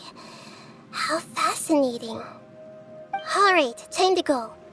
Let's get through here and meet him in person.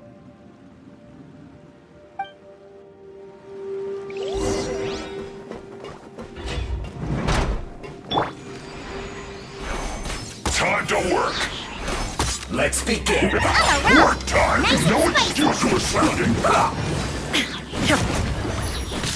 Now you shall perish!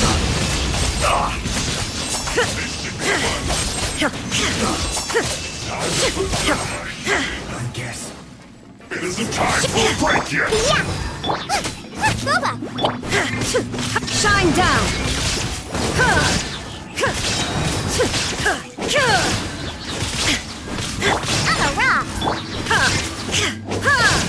Illusion shattered!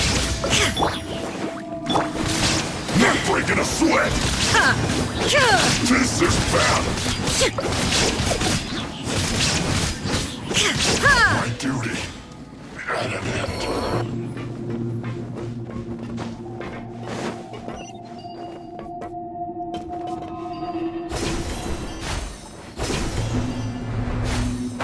It looks like we can climb up these pipes.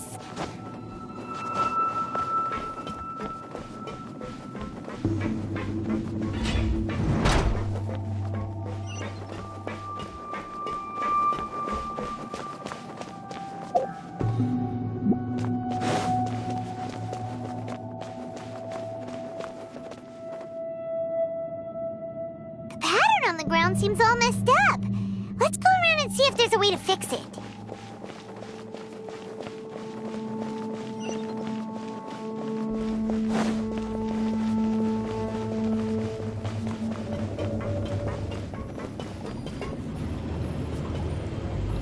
It seems to have stopped. Let's continue.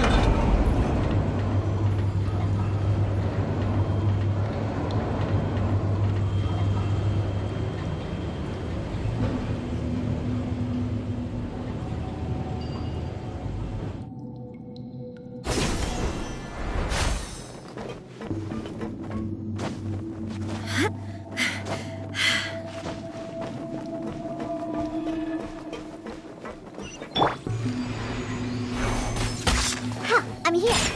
Let's begin. Inazuma shines eternal!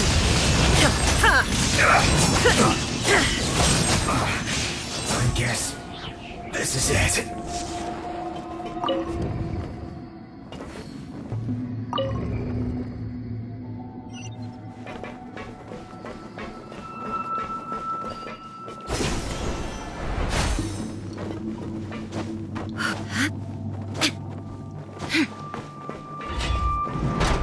Frozen. Quick, don't get frostbite. Out of the frying pan. Now you shall perish! It's time for a flash freeze. Frozen. I'm a rock. Let the show begin. Right? Ouchie. Pew pew. There is no escape!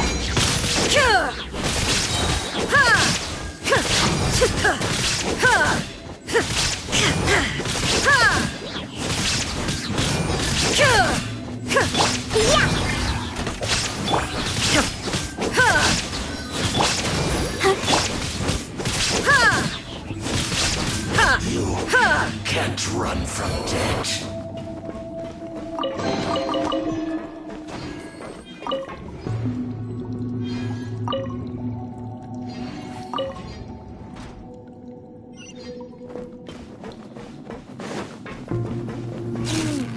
The cart is stuck. Maybe there's something wrong with the tracks. Let's try adjusting the direction of the device to clear the tracks.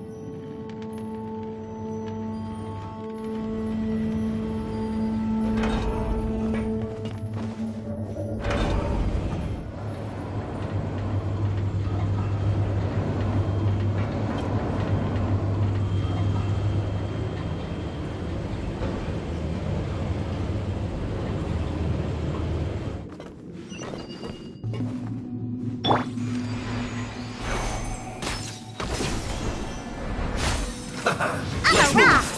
Shine down! Shouldn't get careless.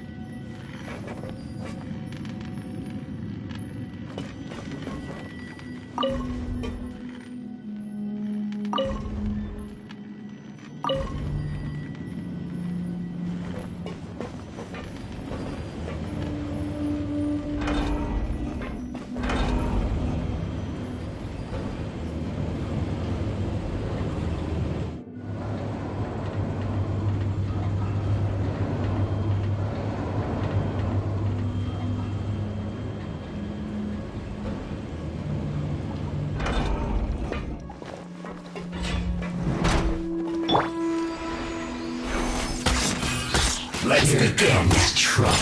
Use this.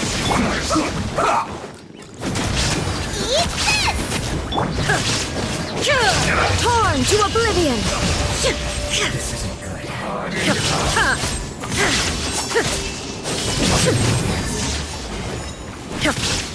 Illusion shattered! That seemed to work.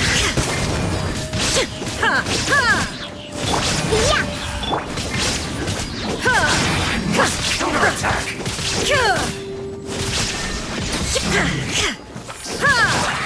Well met. Boba, get them! Let's move.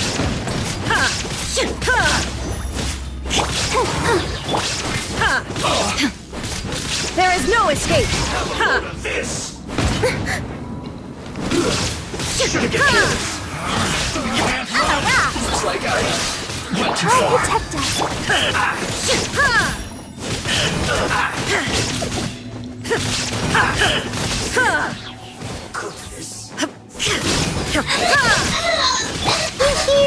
Nice and spicy!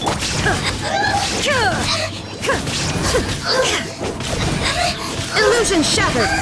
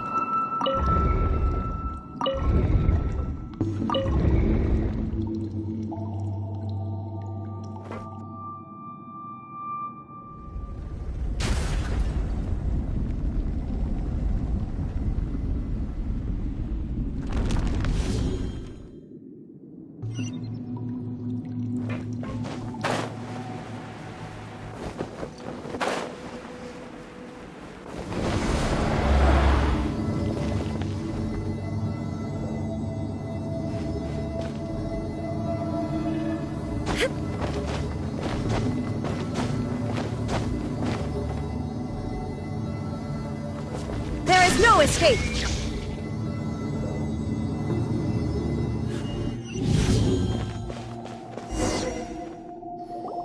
Looking at its operational status, we must prepare for the worst. The god they wanted to create is likely close to completion or already completed. Oh no! What should we do? Paimon can't imagine how hard it would be to fight against a Fatui Harbinger with a Gnosis! Are you nervous, Paimon? If you really want to know, of course Paimon's nervous! Aren't you too, Nahida? Yes, I am. This is probably the first time I faced with a calamity of this degree since my birth. I feel not just nervous, but curious as well. Curious? Curious about what? Curious about our fate.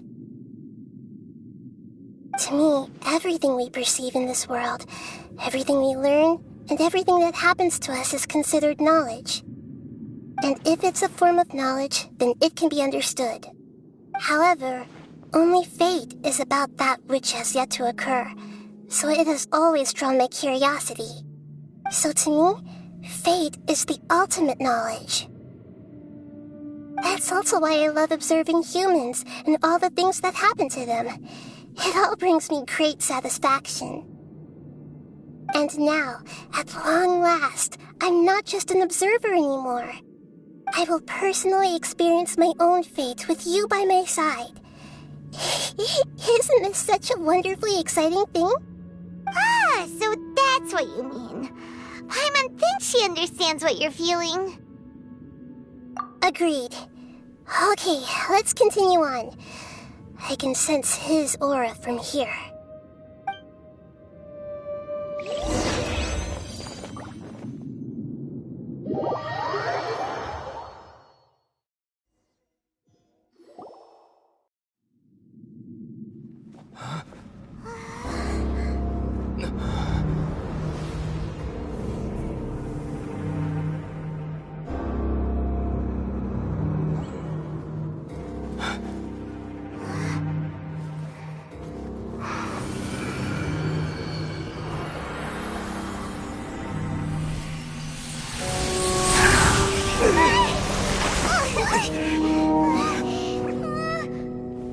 Who would have thought the world would be so eager for my birth? I remember you, Booer, the god of wisdom, and standing beside you, the traveler. Is he all-knowing and powerful now like Greater Lord Rukkhadevata? No, I can't feel the same kind of divinity I felt from the Greater Lord. It seems that the sages didn't get the chance to infuse the divine knowledge capsules into him. But even still, he has undoubtedly become a true god now. So we're too late? The Balladeer has already become a god? The Balladeer. A long bygone title. When my spirit ascended to divinity, I felt as if I had existed for the same number of epochs as heaven and earth. Looking back, the existence of what once called itself Kunikazushi appears infinitely small and ugly.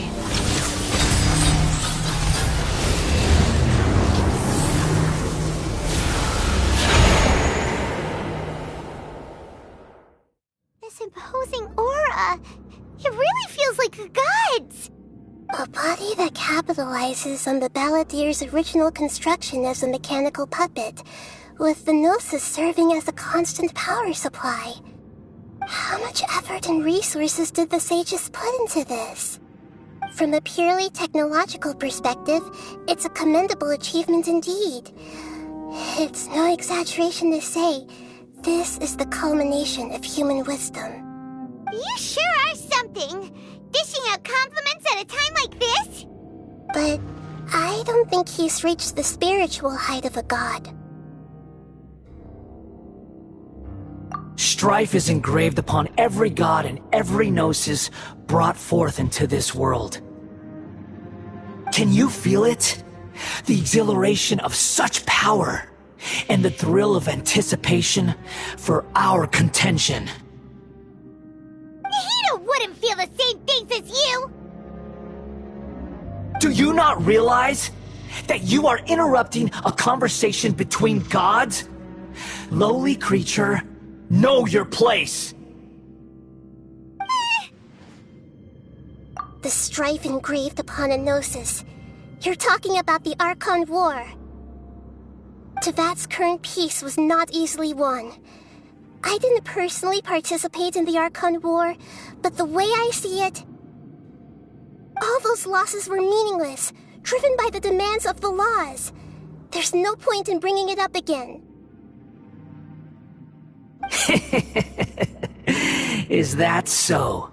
Yet I am deeply disappointed that I was never allowed the fortuity to personally participate in the Archon War. This is a first. Encountering a god in this world who does not crave power. No wonder your own people have abandoned you, god of wisdom. Your judgment is as your existence, unsubstantial. This is where everything ends, Booer, the god of wisdom. You should know that wisdom cannot solve every problem. Like now, where your only option is to face me in combat.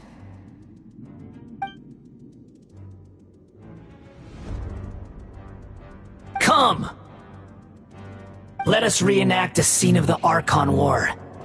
Come and inaugurate my birth as a god.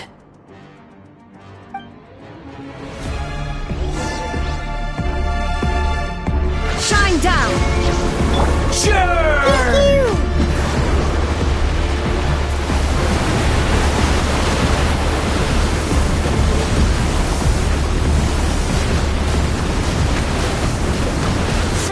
human!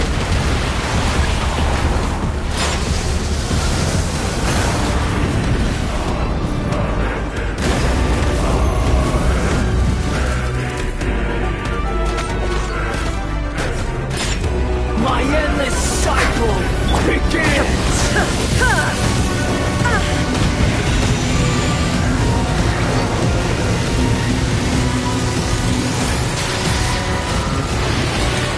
Let's dance. Insignificant past!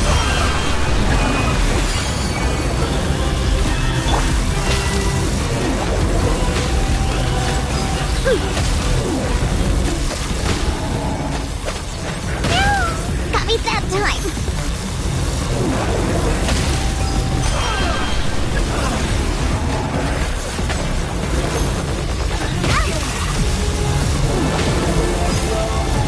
Where'd that come from? Yeah.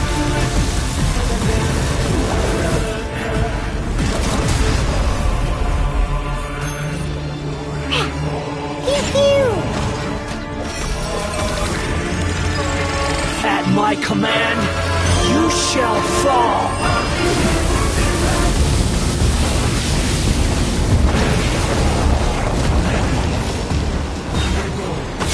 I'm a rock. Let the show be. There is no escape! Now you shall perish!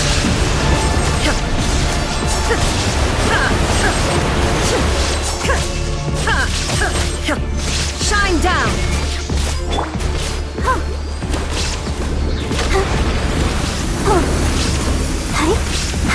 Perish! Yeah.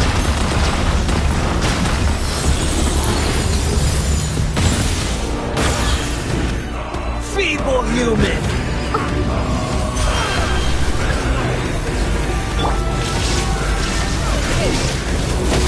Torn to oblivion!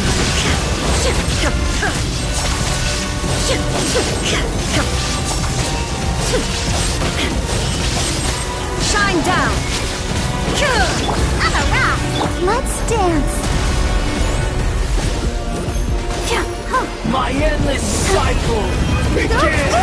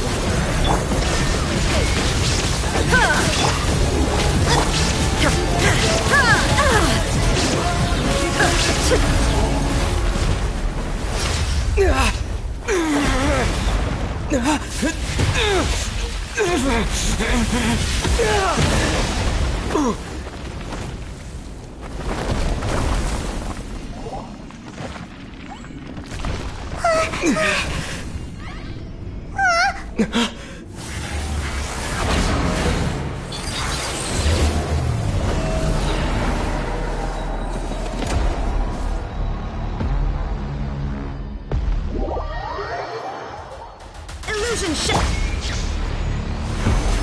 Tremble!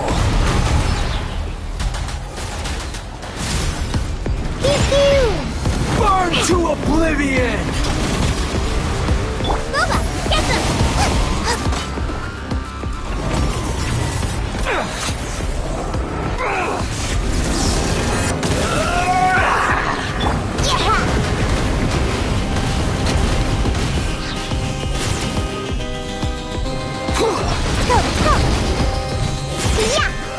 I'm here.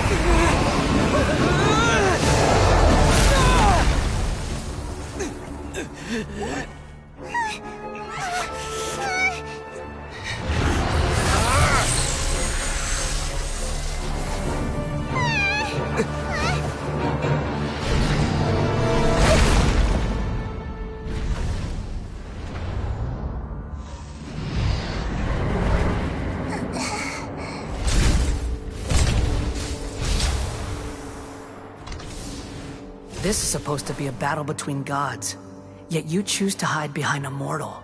And now, you're acting like you'd sacrifice yourself for a human. Are you having fun proving a false sense of heroism to yourself, Boor?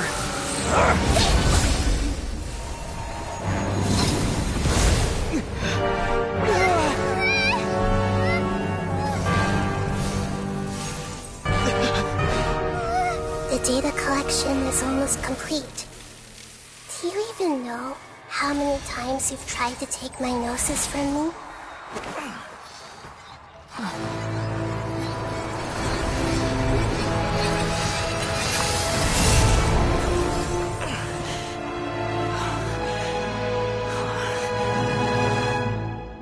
We just concluded the 168th loop. Did you know that in the effort to create you, the people of Sumeru were forced to live through the exact same number of Sub-Zerus festivals and Samsara cycles? The power of dreams. When did you use it on me?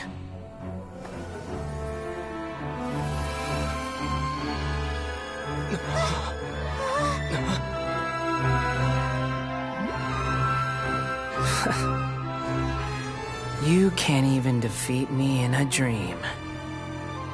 What do you hope to achieve with this little trick? Come, Traveler. Just like before. Allow me to awaken the memories in your dreams. All that battle experience! It's more than that.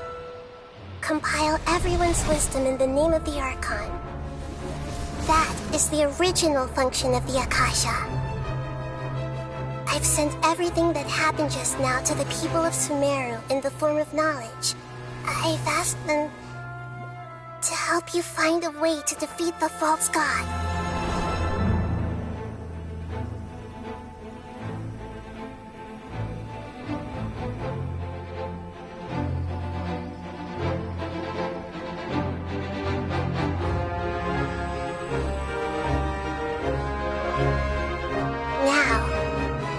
Sumeru's wisdom is at your disposal.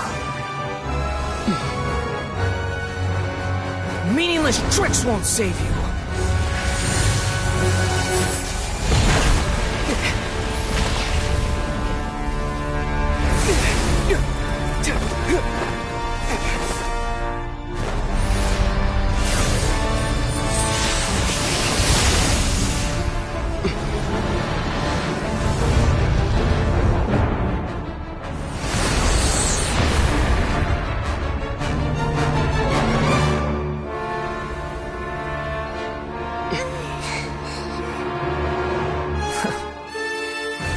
Are you done with your tricks?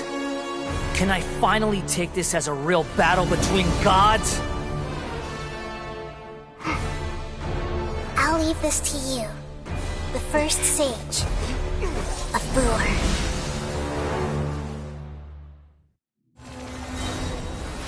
A thousand eons, mine to dominate!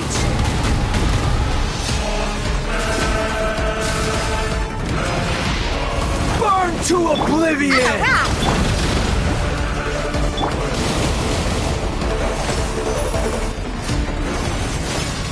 Kneel! Pew!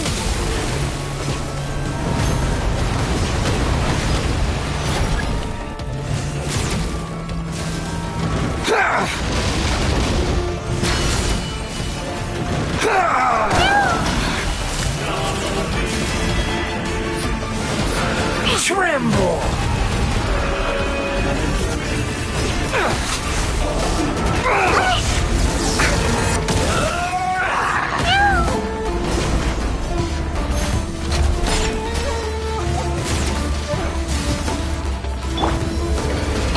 Reality is pain!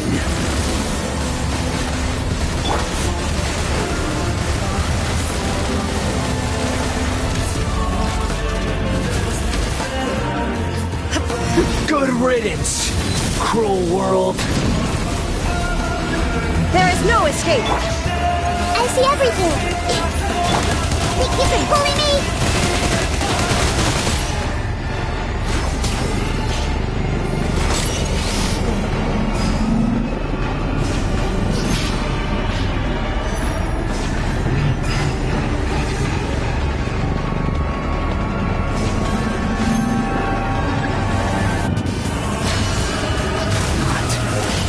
impossible.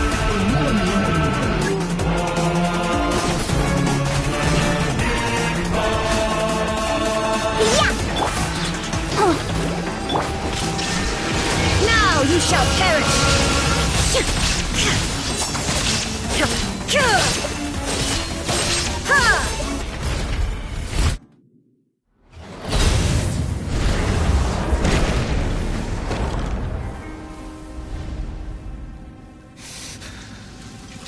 Humans. Filthy humans.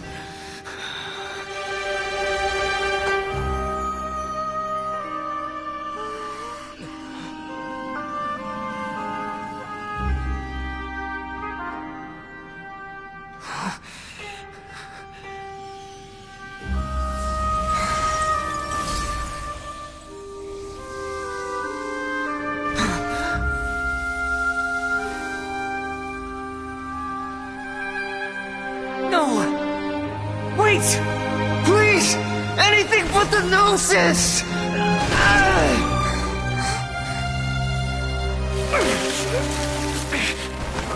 That's mine!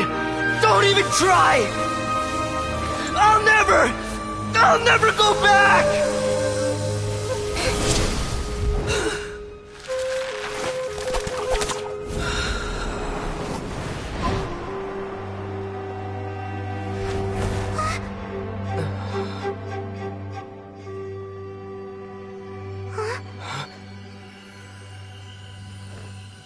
We haven't yet found the answer to the most important mystery.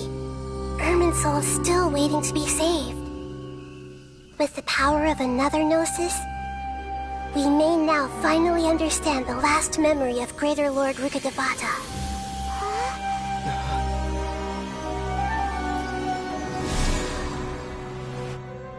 This is... That's right. This is the last memory of my predecessor.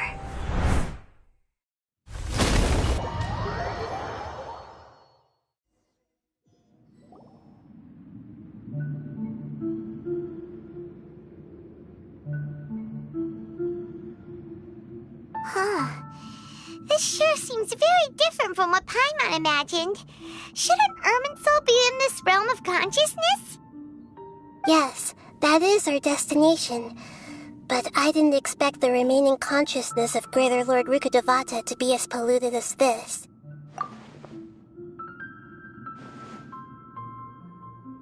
Forbidden knowledge? It seems you know about a concept that even I don't completely understand. Could you tell me what you know?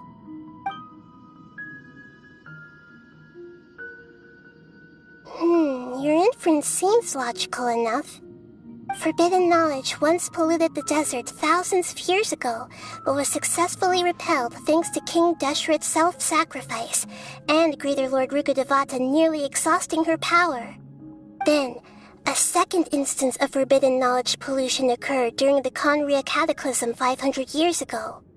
But I'm afraid it is much more serious this time, with Irminsul itself already in danger. So, if we're in the remaining consciousness of Greater Lord Rukkhadevata, and it's also been affected by forbidden knowledge pollution, then does that mean, in order to save us, Greater Lord Rukkhadevata? Yes. It's very possible that she sacrificed her life in the fight against forbidden knowledge. She didn't completely eradicate forbidden knowledge, but if it weren't for her actions, the pollution would have been far more rampant over these past 500 years.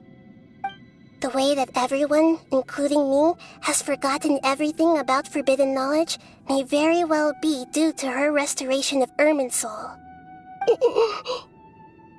Aww. Do you feel sad, Nahida? I'm just sharing her pain. The pollution of her consciousness here is severe. There is madness, chaos, and pain all around us. Did she fight to resist the forbidden knowledge pollution in such terrible conditions, all the way up to her last breath? She even used her last remnant of lucid consciousness to leave a clue for us to follow. Yes, Her words were distorted by forbidden knowledge, so that's all we could hear. But now, we have a chance to find the answer to this mystery.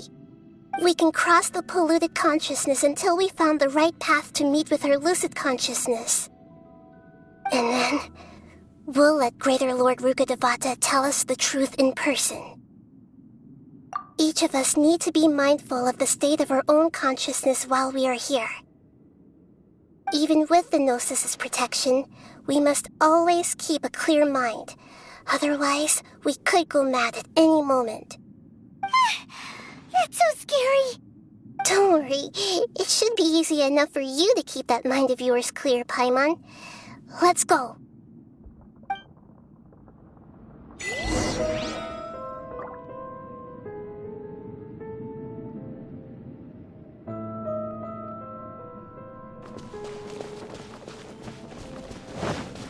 Are we in the air? And why is there a huge boat? That's the boat of consciousness, which symbolizes reason here. Its course is the direction our consciousness is traveling towards. If we lose control over our consciousness, we will fall into madness. Wow. What are these? The monsters seem to have been affected by them.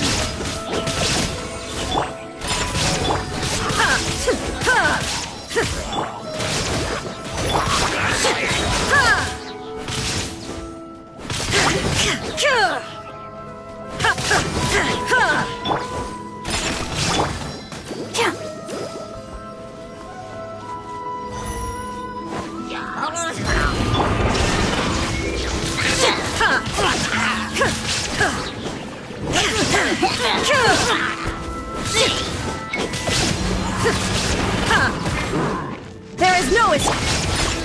Let the show begin.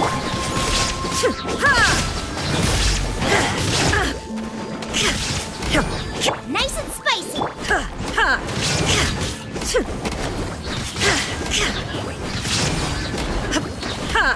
Illusion shattered. I'm a rock.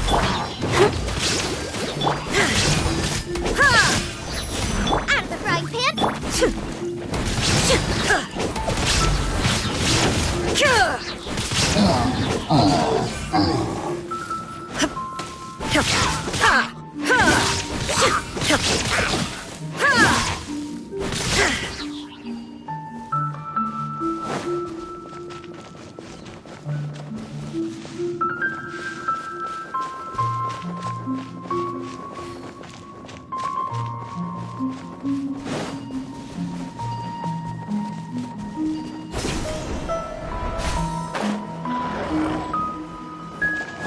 Shine down.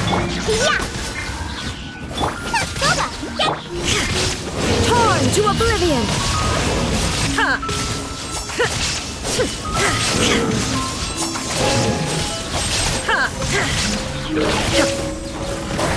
There is no escape.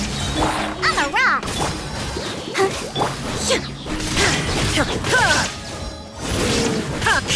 Nice and spicy.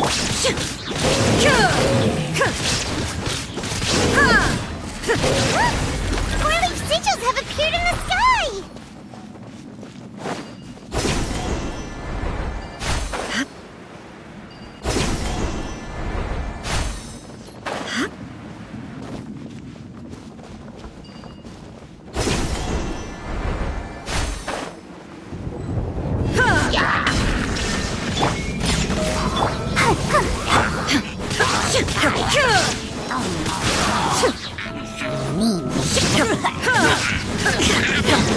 Illusion shattered.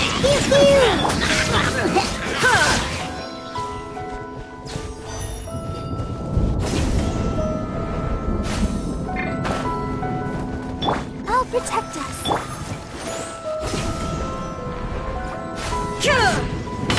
Shine down. Yeah, Loba, get the.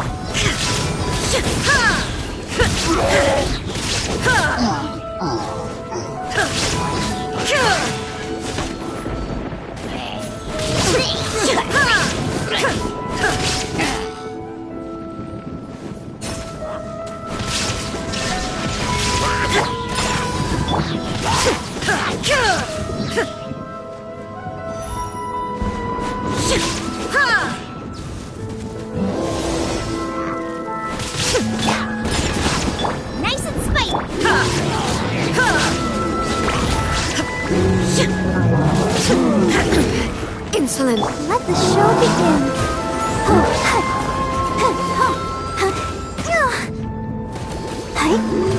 I'm a rock. Out of the frying pan. There is no escape!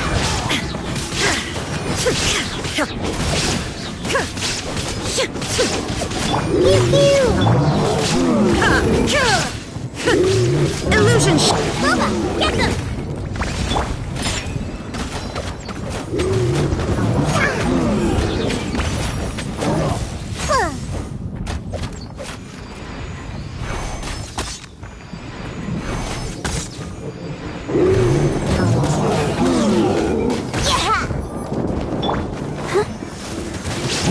There is no escape!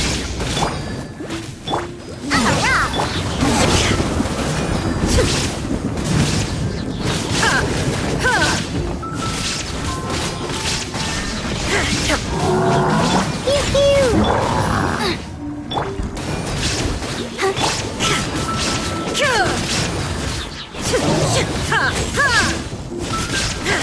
Illusion shattered!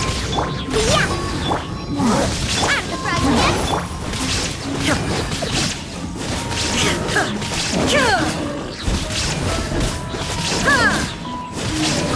To control the boat of consciousness, we need to find the helm first.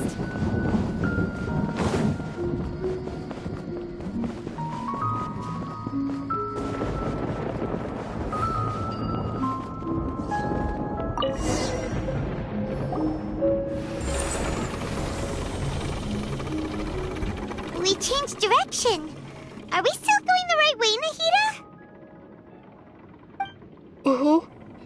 Judging from the current route, the boat of consciousness will soon take us out of here.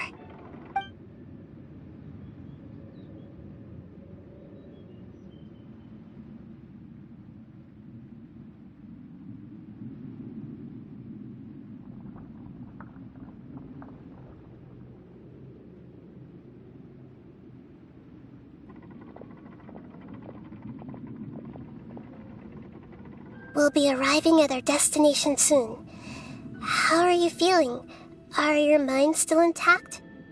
Huh? But everything's been completely normal for Paimon. Hopefully there won't be any more interruptions. This time, we should be able to meet Greater Lord Rukkhadevata.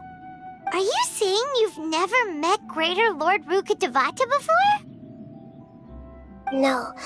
It seems that my birth and her death took place at the same time.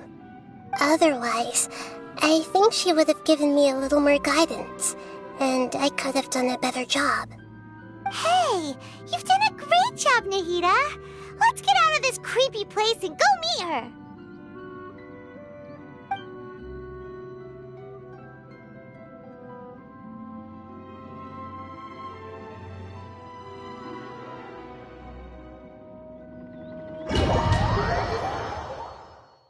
So, is this the place you were talking about? The base of Irminsul?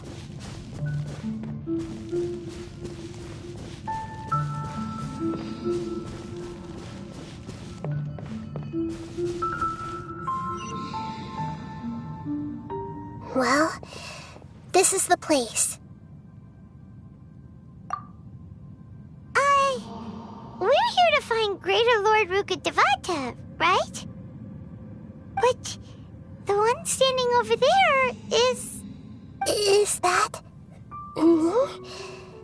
She looks exactly like me. Are you Greater Lord Rukkhadevata? Yes, that's me. Are you surprised by my appearance? Irminsul and the surrounding lands have been reproduced here as they were years ago. But this is just a realm of consciousness. We are manifestations of the same nature. Hence why we would appear exactly the same. We're of the same nature? Why? Because you are me, and I am you. You are me in the new samsara. The new samsara? As Greater Lord Rukkhadevata, I'm the avatar of Irminsul. And you are the purest branch snapped from Irminsul. Imagine it this way. Even if a tree dies, its branches will eventually take root and grow, continuing the tree's life in another form. I'm merely the remaining consciousness of Greater Lord Rukkhadevata. The real me has presumably died a long time ago.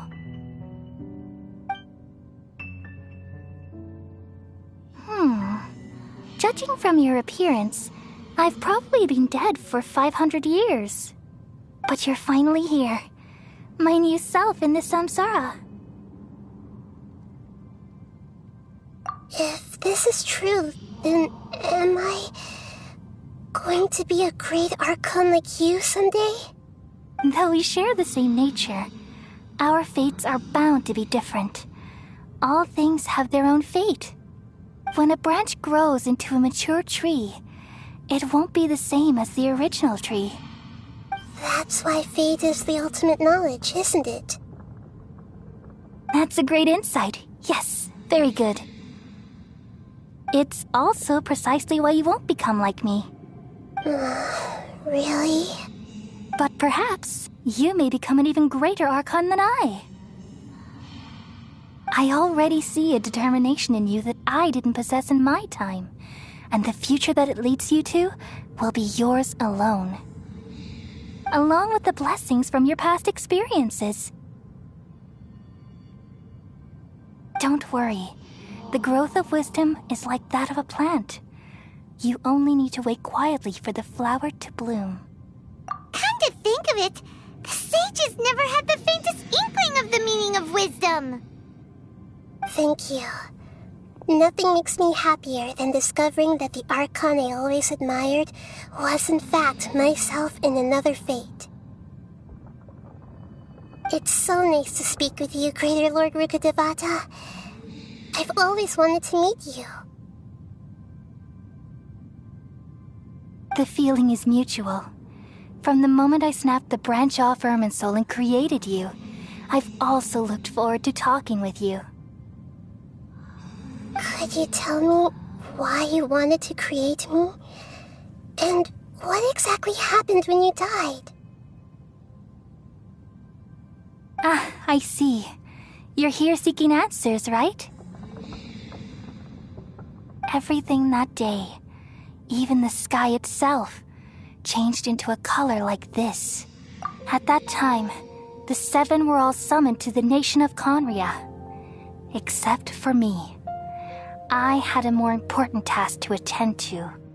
I had to protect Irminsul. The disaster occurred together with the pollution of forbidden knowledge. At that very moment, with my consciousness connected to Irminsul, I sensed something was wrong. The pain started to torment my mind. By the time I reached Irminsul, it was already displaying signs of corruption. Had I not repelled the pollution of forbidden knowledge with King Deshret thousands of years ago, I might have felt even more hopeless and lost. So what exactly is forbidden knowledge? It's a kind of knowledge that doesn't belong to this world, and a form of truth that can't be understood. It came from the very bottom of the abyss. Even I could never understand it. The world is constantly rejecting it, leading to all kinds of bad phenomena. If we allow forbidden knowledge to pollute Irminsul, I'm afraid the entirety of Tevat could fall apart. So, there's knowledge that even the God of Wisdom can't understand? At that time, I knew I couldn't repel the forbidden knowledge with my strength alone. Which is why I created a device that compiled human wisdom and named it the Akasha. It's truly the world's most amazing invention. Thank you. For a long time, I thought dreams were the fruit of human wisdom. Though it was selfish to do so, I borrowed people's dreams using the Akasha. Then I compiled their wisdom and all of my own power. Well, did it work? Thanks to the wisdom of the people of Sumeru, almost all the forbidden knowledge was cleared from Irminsul. But things didn't go as smoothly as I thought. I had a terrible headache, which gave me an uneasy feeling.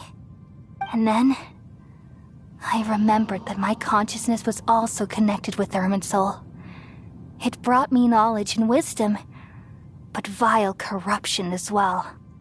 From the very beginning, my existence had been polluted by the forbidden knowledge. Oh no! How could that happen? I've experienced that pain in your consciousness. It must have been a horrible experience. Yes, but my feelings weren't important. The important thing was that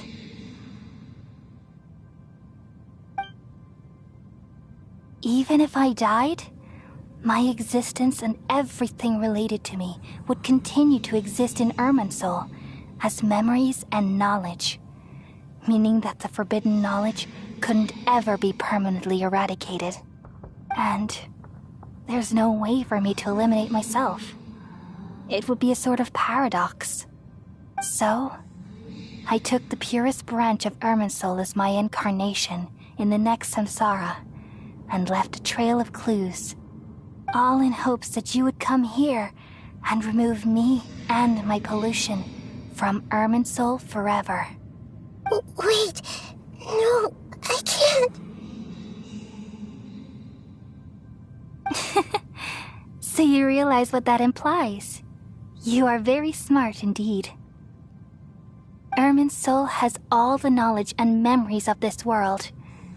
And as you've realized just now, removing me from Irminsul means I essentially will never have existed in this world. But this is the only way to save Irminsul. People love you so much and they've missed you so much over the past 500 years.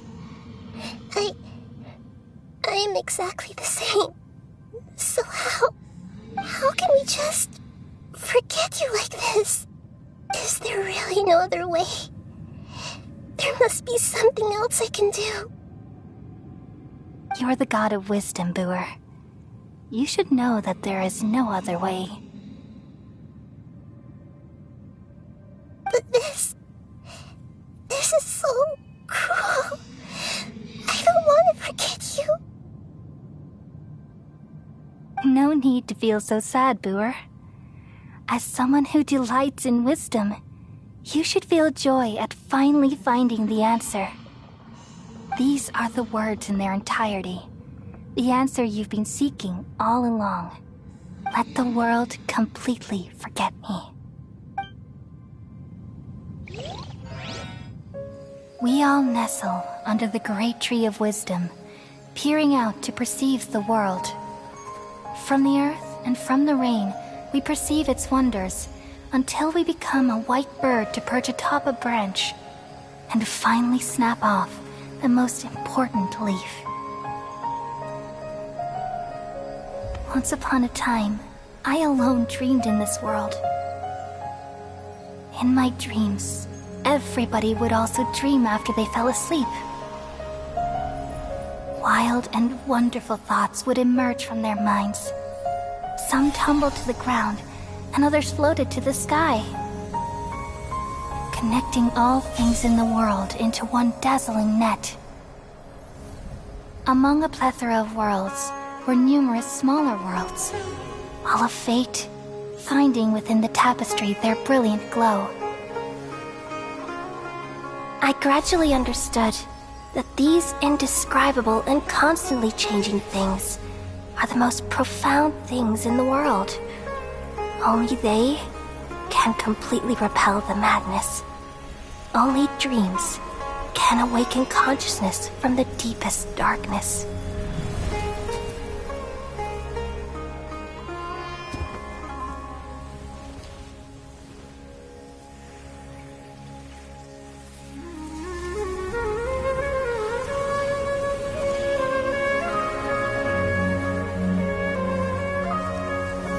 I'm the one who posed this question, yet also the one who sought a solution. Saving the world with the dreams of the people used to be my answer. And now, you've also found your own answer, and I shall return all the dreams to the people.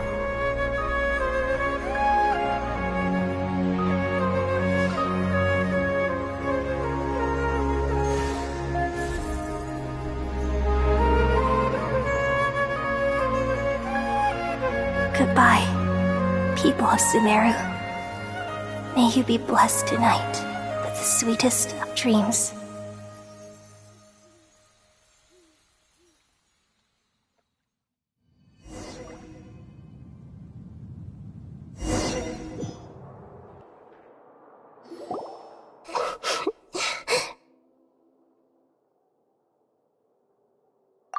I'm alright. I'm just a little confused.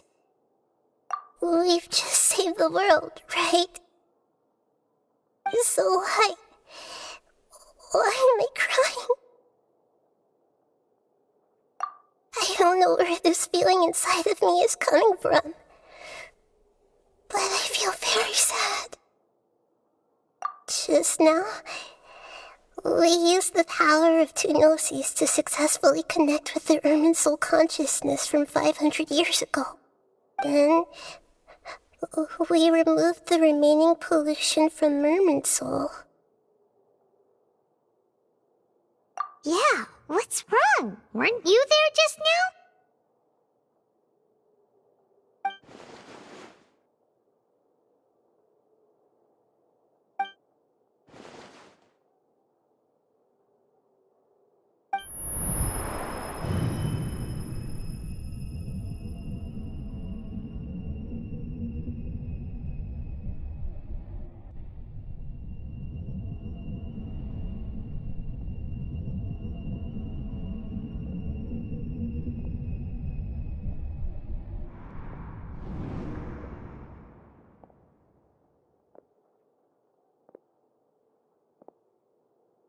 Huh? That sound. Traveler! Paimon! I've been waiting here far too long. But finally I have the chance to be alone with you. All the precious time I wasted has finally paid off. The doctor! What have you done? Just a type of sound wave that can quickly put defenseless people into a dream. As I expected, it doesn't have any effect on gods. This is the only thing of interest I found among the sage's research. I thought I'd take it for a little spin. Don't worry. I know you would never forgive me if I actually killed them. I'm here to negotiate with you. Naturally, I won't do anything dangerous that could potentially damage our relationship. Negotiate with me? I heard you had already left Sumeru. Why are you here again now? I left Sumeru, but I also stayed in Sumeru. Even the God of Wisdom is restricted by the habits of cognition. How disappointing. You mean there are many different versions of you in this world? An astute guess. Even the same individual will have different cognitions at different ages. A long time ago, I made a major decision in hopes of preserving all my perspectives of how I observed the world. Observation is the first step of any experiment, but observing the current world doesn't satisfy me. It lacks an important dimension, that of time. So I saved segments of all my ages and made them into independent individuals. That's all there is to it. Indulge me. How does the God of Wisdom find my method of seeking knowledge? It's an insult to the very concept of life. Life inherently has many rules and restrictions, each with its own significance and reason to exist. They can't be broken on a whim. Good. Amazing, even. Indeed, it's difficult for humans to make peace with themselves, not to mention oneself from a different period. Since you were in the academia, why wait until now to show up? You could very well have stopped us and helped that fake god. Simple. Let me ask you this. Would any staff member ever help the subject in the middle of an experiment? It was my experiment. So why should I interfere with the results? The Academia saw the plan to create a god as their ultimate goal, yet you only saw it as an ordinary experiment. You really are crazy.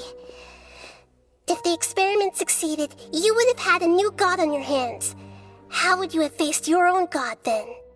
Would you still take the same stance? Would you still hold the same view of yourself? I'm first and foremost a scholar. These results should be left to the judgment of the hypothetical me confronted with that outcome. But you're right. And that's exactly why I'm disappointed with the conclusion of this experiment. As an individual, you don't have any sense of belonging. You seem to have even fewer convictions than a typical scholar. Oh no, I certainly have my own convictions. They just don't fit your standards, that's all. All right, that's enough conversation for today. The experiment is over, and it's time to tidy up the equipment and reclaim any useful materials. For example, the Gnosis. Lesser Lord Kusanali, you're an intelligent Archon. I'm sure you understand the disparity in our combat abilities at this time. Besides, you have no way to use that Electro-Gnosis in battle. Didn't you say you were here to negotiate with me? Somehow, it's starting to seem like you intend to take it by force now. I'm merely stating a fact. After all, I'm also a scholar. Naturally, I hope to show proper respect and dignity to the God of Wisdom. Your hypocrisy is built on absolute confidence. I understand your scheme, but... what if I were to destroy the Gnosis now and awaken the heavenly principles? Awaken the heavenly principles? Do you think that's really possible?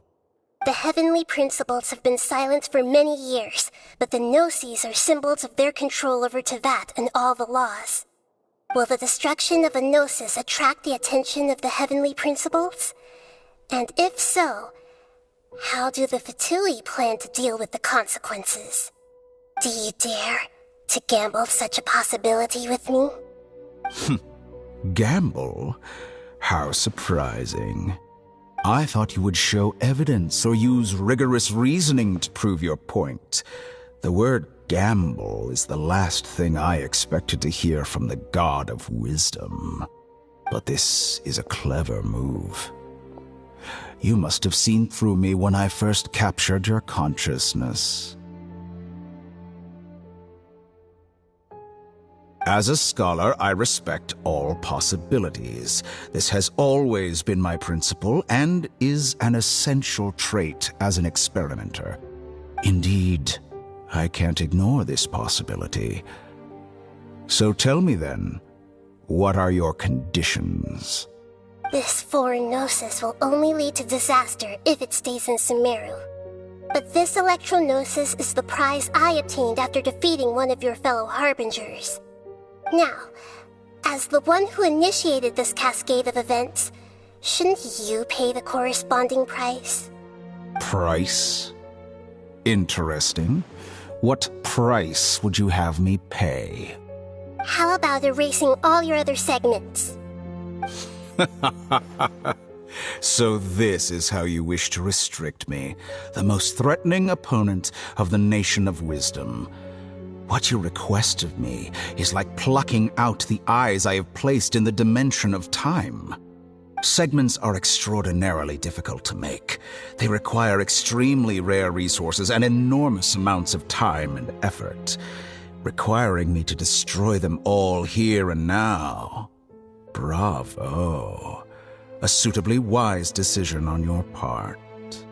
Yes, how very interesting. Can I assume that you have long been wary of me? Among all the versions of me, this segment you see now is the most selfish. If it weren't me, your idea wouldn't have worked. What did you see when you were imprisoned? You were observing me, and that's how you know I've long grown tired of their doubts and endless arguments. Like you said, it's difficult to make peace with yourself.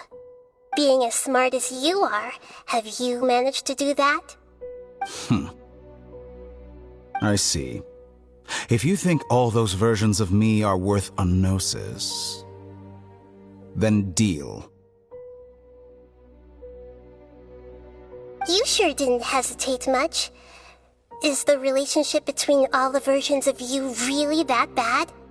I don't think there's any need to dwell on that. The surplus versions of me can be exchanged for a gnosis.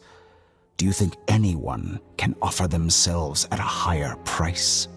Besides, with my abilities, it's only a matter of time until I find better perspectives. Perhaps it's best to say, you're just temporarily ahead. But what I'd like to know is, how can you be sure that I've really erased them? I can see your remaining honesty.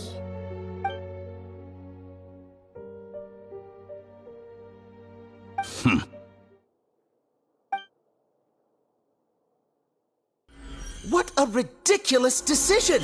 You can't be serious! How could I have been so short-sighted? You think this is the end? Wait, I'll have my revenge! You'll make Good this moment count. You will regret this! Well, have you confirmed that it's complete? Here, take it. The future of Sumeru City will be in my hands alone. I will shut down the akasha and let curiosity and the thirst for knowledge drive the realm of academics once again. There won't be any further gaps for you to exploit. It truly pains me that my academic achievements have never been appreciated in my homeland. Of course, I have no interest in being rejected by this city for a third time. Another chess piece. And where is your dendronosis? Don't be greedy, Harbinger of Snezhnaya. No, this is a different transaction. If you intend to turn off the akasha anyway, then there's no further use for the Gnosis of Sumeru, is there? Besides, isn't it the Archon's duty to deliver what's desired of the Seeker? Oh, judging from your expression, you don't seem to find the idea very agreeable. Then let's think of it this way. Since you're the god of wisdom, how about I exchange some knowledge with you? People exchanging knowledge with the god of wisdom is the stuff of legends. Yet here you wish to exchange knowledge for the god of wisdom's property. Arrogant as that is, it has piqued my interest. Let me ask you, have you in all your mighty knowledge ever heard the rumor that the skies of Tevat are fake? Huh? That's the secret hidden by Irminsul concerning the truth of this world.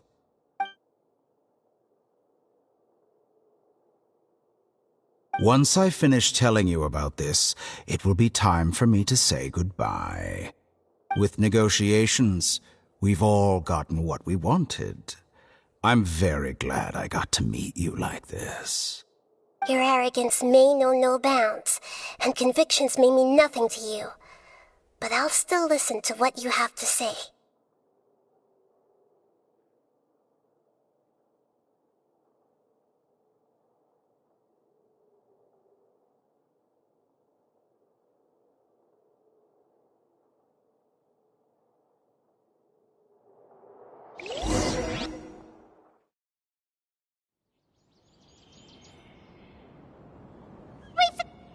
Together! Okay. Wake him up.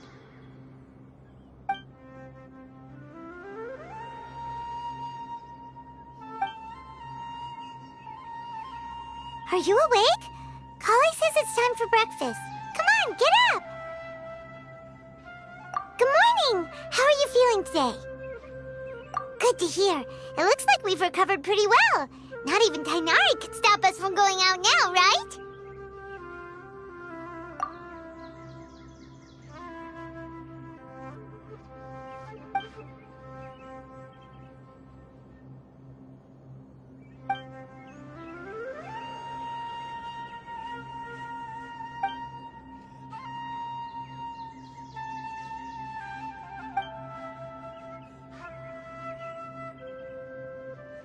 Come on, Traveler, let's go!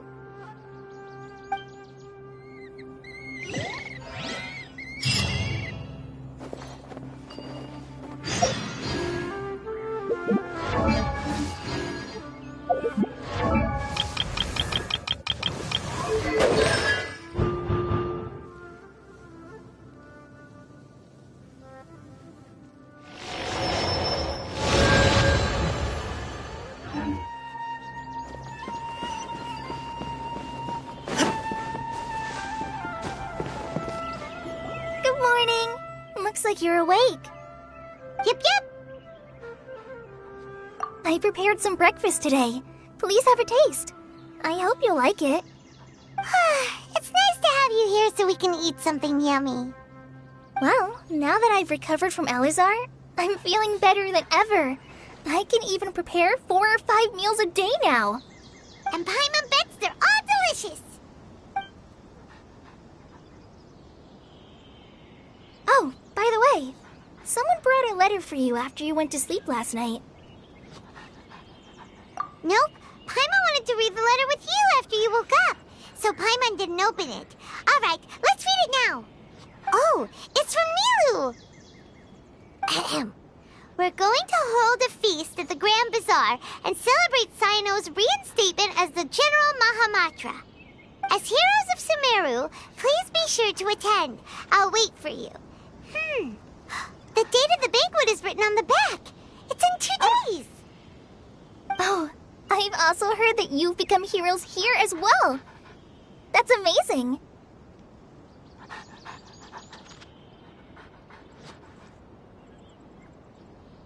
Sometimes I'm really envious of strong and confident people like you. Oh, you're embarrassing me. Anyway, let's go to the Grand Bazaar to have a look. Oh, before you leave, be sure to inform Master Tainari.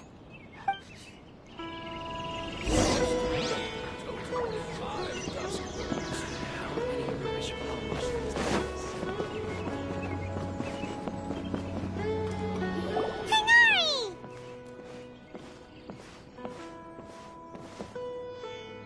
Good morning. How do you feel today? We feel much better. How about you? I'm recovering well. Thanks for asking. But from the looks of it, you seem to be already busy with work again. It's fine. I'm not that busy, really. The Elazar patients have recovered, as well as Hypatia. For now, I only need to tend to my Forest Watcher duties. It seems once Irminsul started getting better, everything else started to recover too. Yes, but there are still some residual effects. The withering is one example. Though it won't spread anymore, the existing zones won't just disappear. We forest rangers will still need to do the work. By the way, we have some good news. Cyno got his position back. This news is hardly new. He had already mentioned it to me before. Huh? You mean he was already here? Why didn't he come to say hi to us? He visited once, but he was afraid of disturbing you while you were resting. He just asked me a few questions and left. Then you probably already know all about the celebration feast. Celebration feast? No, I haven't heard anything about that. Huh? But didn't Nilu say in her letter that they would celebrate Cyno? He didn't tell you? Perhaps, or alternatively, he doesn't know about it either. Come to think of it, Cyno doesn't seem like the type who'd enjoy a celebration feast. You and Kale are both Cyno's close friends. Why don't you come to the feast with us? Kala has taken over some of my tasks these days. I don't think she'll have time for it. Not to mention me.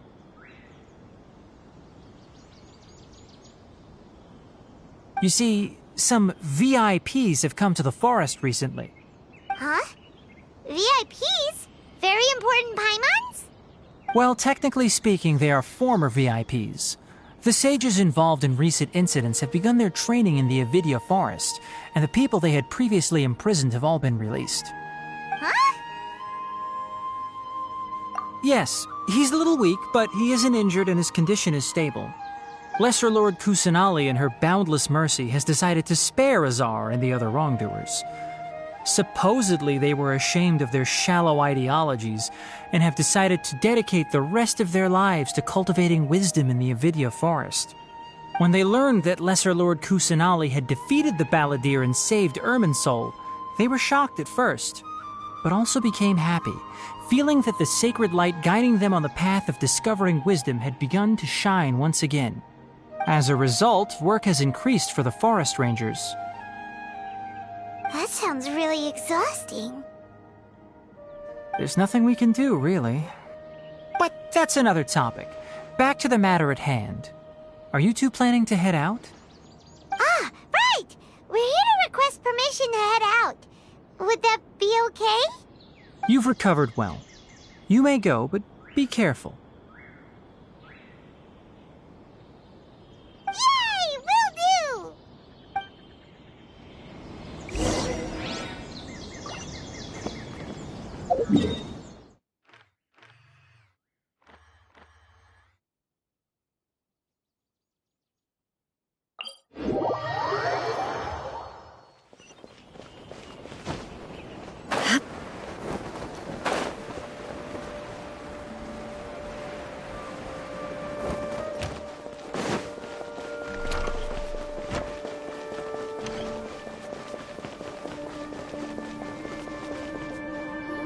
Well, there won't be any problems if the feast starts at that time. Everything has already been prepared. Mr. Zubair, I finished telling things up here. Well, except for the guests. Is a simple reply really that much to ask of our guests? It's affecting our arrangements. Oh, it'll be fine. Besides, it never hurts to get things ready in advance. I was thinking the same thing. The feast will be held sooner or later, right? Hey, Nilu! Traveler, Paimon! We got your letters, so here we are! You're the best! The other guests haven't even replied yet. Huh? Are we the only ones that have arrived? Yeah, I had someone deliver letters to all of our guests. But maybe everyone is still busy with other things. Look, I get it. Sumeru is in an extremely important period of transition right now, but even if your friends are important figures, they shouldn't just ignore your request like this. Nilu is Sumeru's #1 celebrity, after all.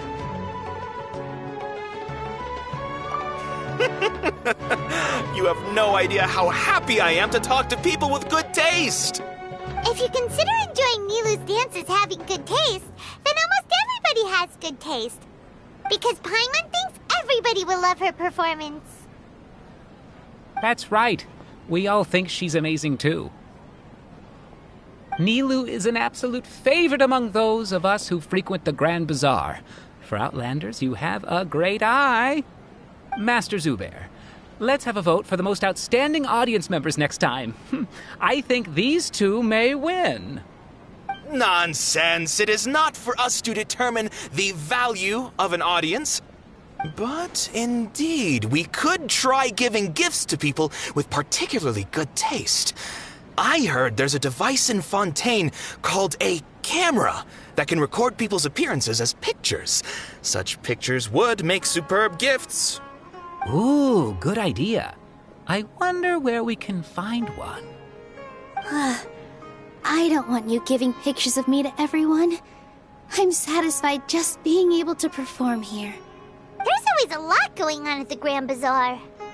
Yeah, and that's why I love it here. Traveler and Paimon, could you help confirm if the letters were actually delivered? If for some reason they didn't receive the letters, then please tell everyone that there will be a feast here. Yeah, we can also check out how everything in Sumeru is going now.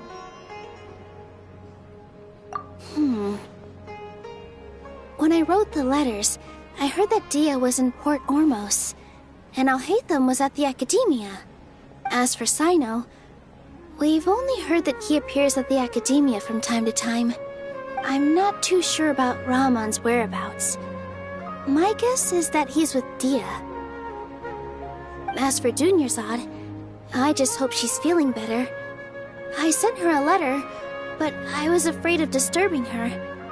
If you have time, please ask about her for me. Okay, got it. Let's go, Traveler.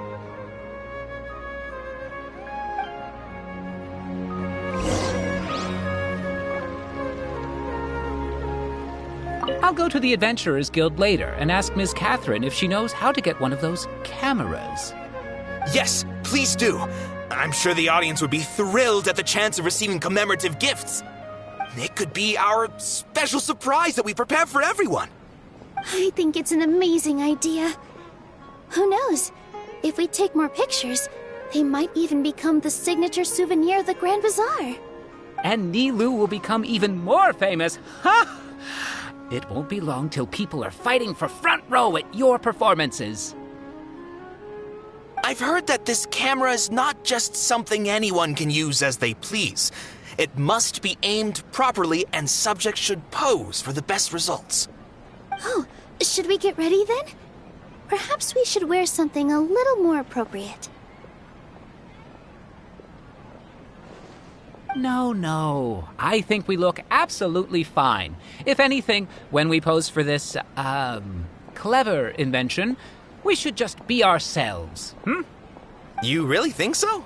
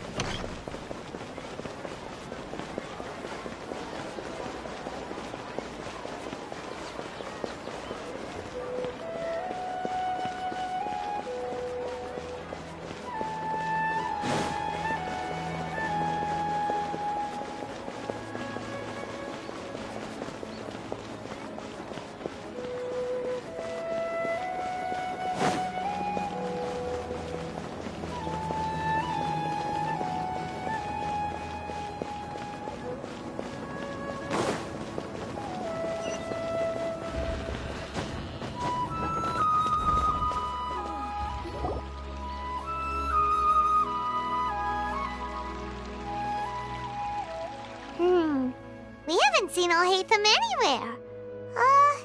Let's ask that person over there.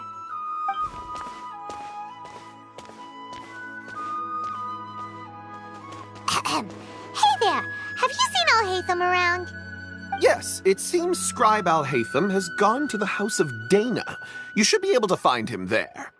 But you're already the second group of people I've seen looking for him today. He must be quite the busy man. Oh? Who else was looking for him? Mr. Cavey was just here asking about him.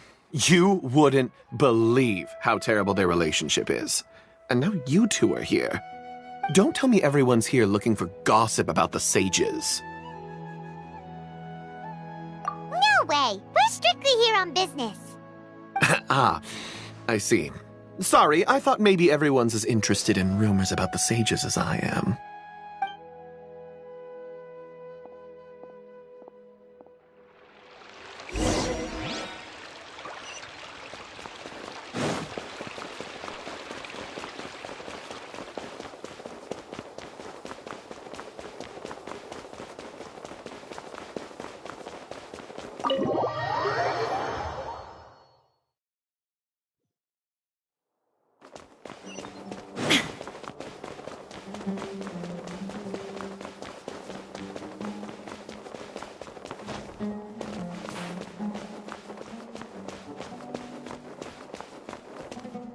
Alhaitham should be around here somewhere, right?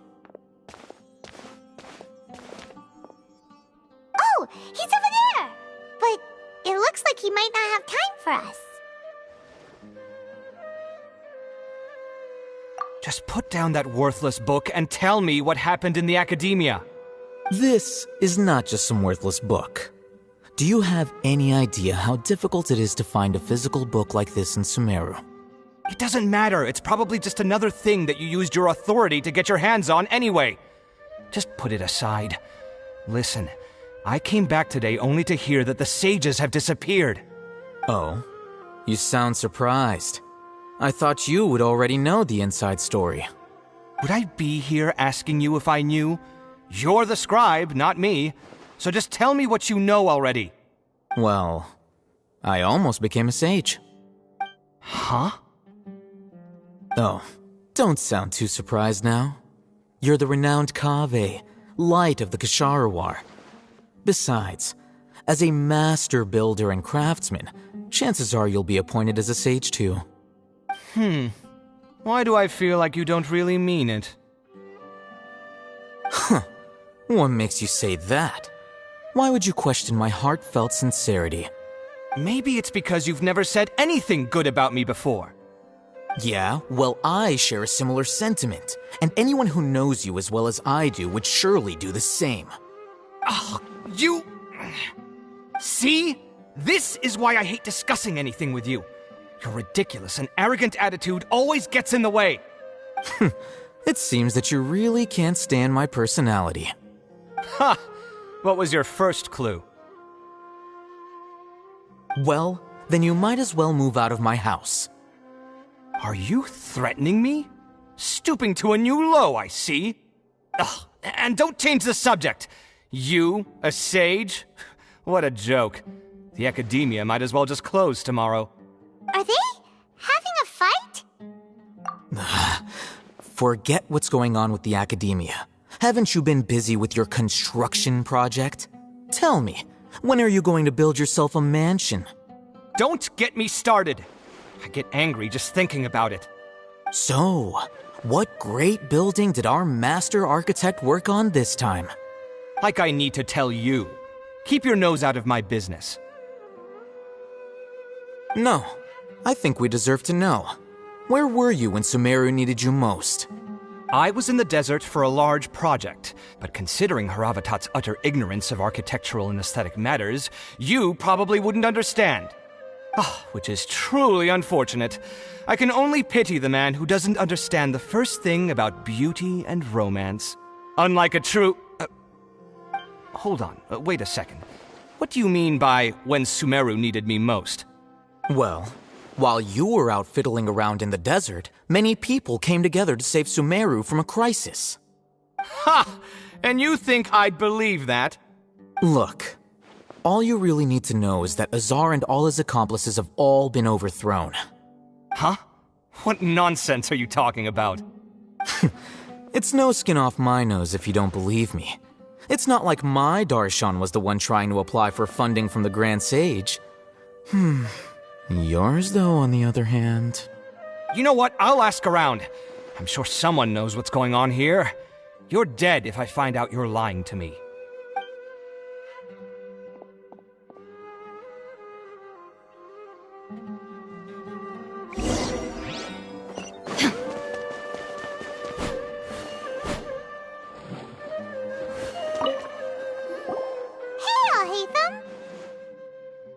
Oh, it's you two. What's the matter? We're running some errands for Nilou. Have you received her letter? Letter? Nilou said she sent out a letter inviting everyone to a celebration feast in 2 days at the Grand Bazaar. We'll also be celebrating Zaino's reinstatement as General Mahamatra. If she addressed the letter to Al Haytham of the Academia, then the letter should have gone to my office. I've been busy these days, so I haven't had time to check for any new mail at my office. I only now have some free time to attend to personal matters. Have you always been so busy with your work? Of course not. I'm only busy these days because several sages have been dismissed recently and the whole academia was practically turned upside down. Kainari told us they all went to train in the Avidia Forest. Apparently they will spend the rest of their lives there. That is already the best possible ending for the likes of them. 4 of the 6 great sages were possessed by their desire for power and attempted to create a new god. In order to pull it off, they even imprisoned the other 2 rational sages. to imagine such things could take place in the academia. I don't know where to begin. Yeah, you're right. Huh. Feels kinda strange to hear them called that after all this time. But then again, the 6th grade school sounded pretty impressive too. Yes, at least that's how they're supposed to sound. It's said that when the academia was first founded, the Dendro Archon herself established the 6 great schools, each representing one of the 6 different types of wisdom. Numerous Darshans have sprung up and faded. Only the 6 Darshans attaching themselves to the 6 great schools have stood the test of time and obtained permanent seats in the academia. Now, the 6 Darshans are nearly synonymous with the 6 great schools, and the leaders selected for the schools are the 6 great sages. Among the 6 great sages, there is one central leader, the Grand Sage.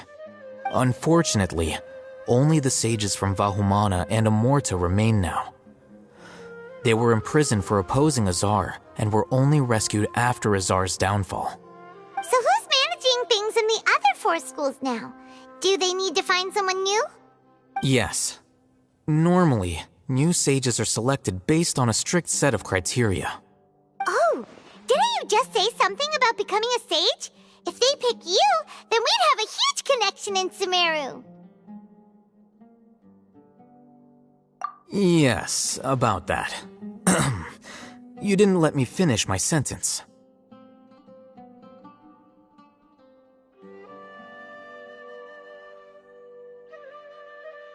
The person in charge of personnel affairs nominated me to be the Grand Sage in place of Azar and help Lesser Lord Kusanali manage the academia.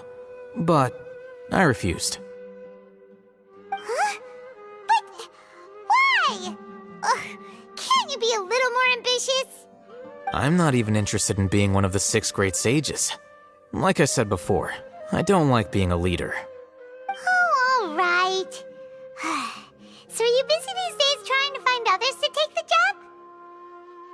That's not my job either. I'm only responsible for handling important affairs within the academia before the new sages take office. And the first thing I'll do is reject Kasharawar's application for funding. By the way, who was that other person just now? Is he your friend? Do we look like friends? Paimon doesn't know. That's why Paimon's asking. His name is Kaveh, my roommate. You could say he's the representative for Ksharawar scholars. Which is exactly why he always has so many problems. So everything that's happened recently must be a huge change for the people of Sumeru. Such is the work of the Academia Scribe. Well, anyway, no matter how busy you are, since you are our planner, remember to attend the celebration feast in 2 days. All right, I'll see you there.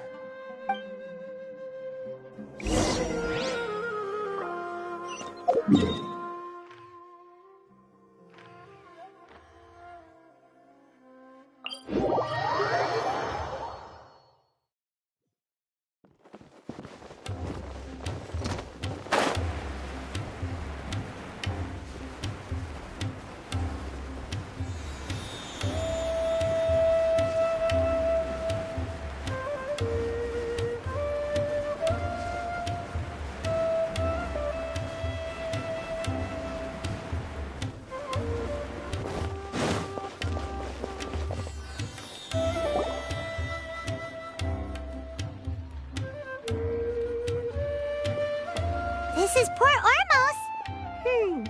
Now where could... Is that Paimon I hear? Huh? Oh, it's been a while. How are you doing? Dunyarzad! It's been so long since we've seen you!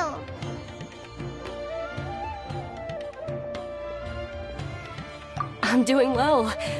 I can go as far as saying I have never been happier in my entire life. I don't know if you've heard, but Elazar has completely disappeared, and all the patients have recovered. You kidding? Knowing them and the connections they've got, I'm sure they've heard about it. Yeah!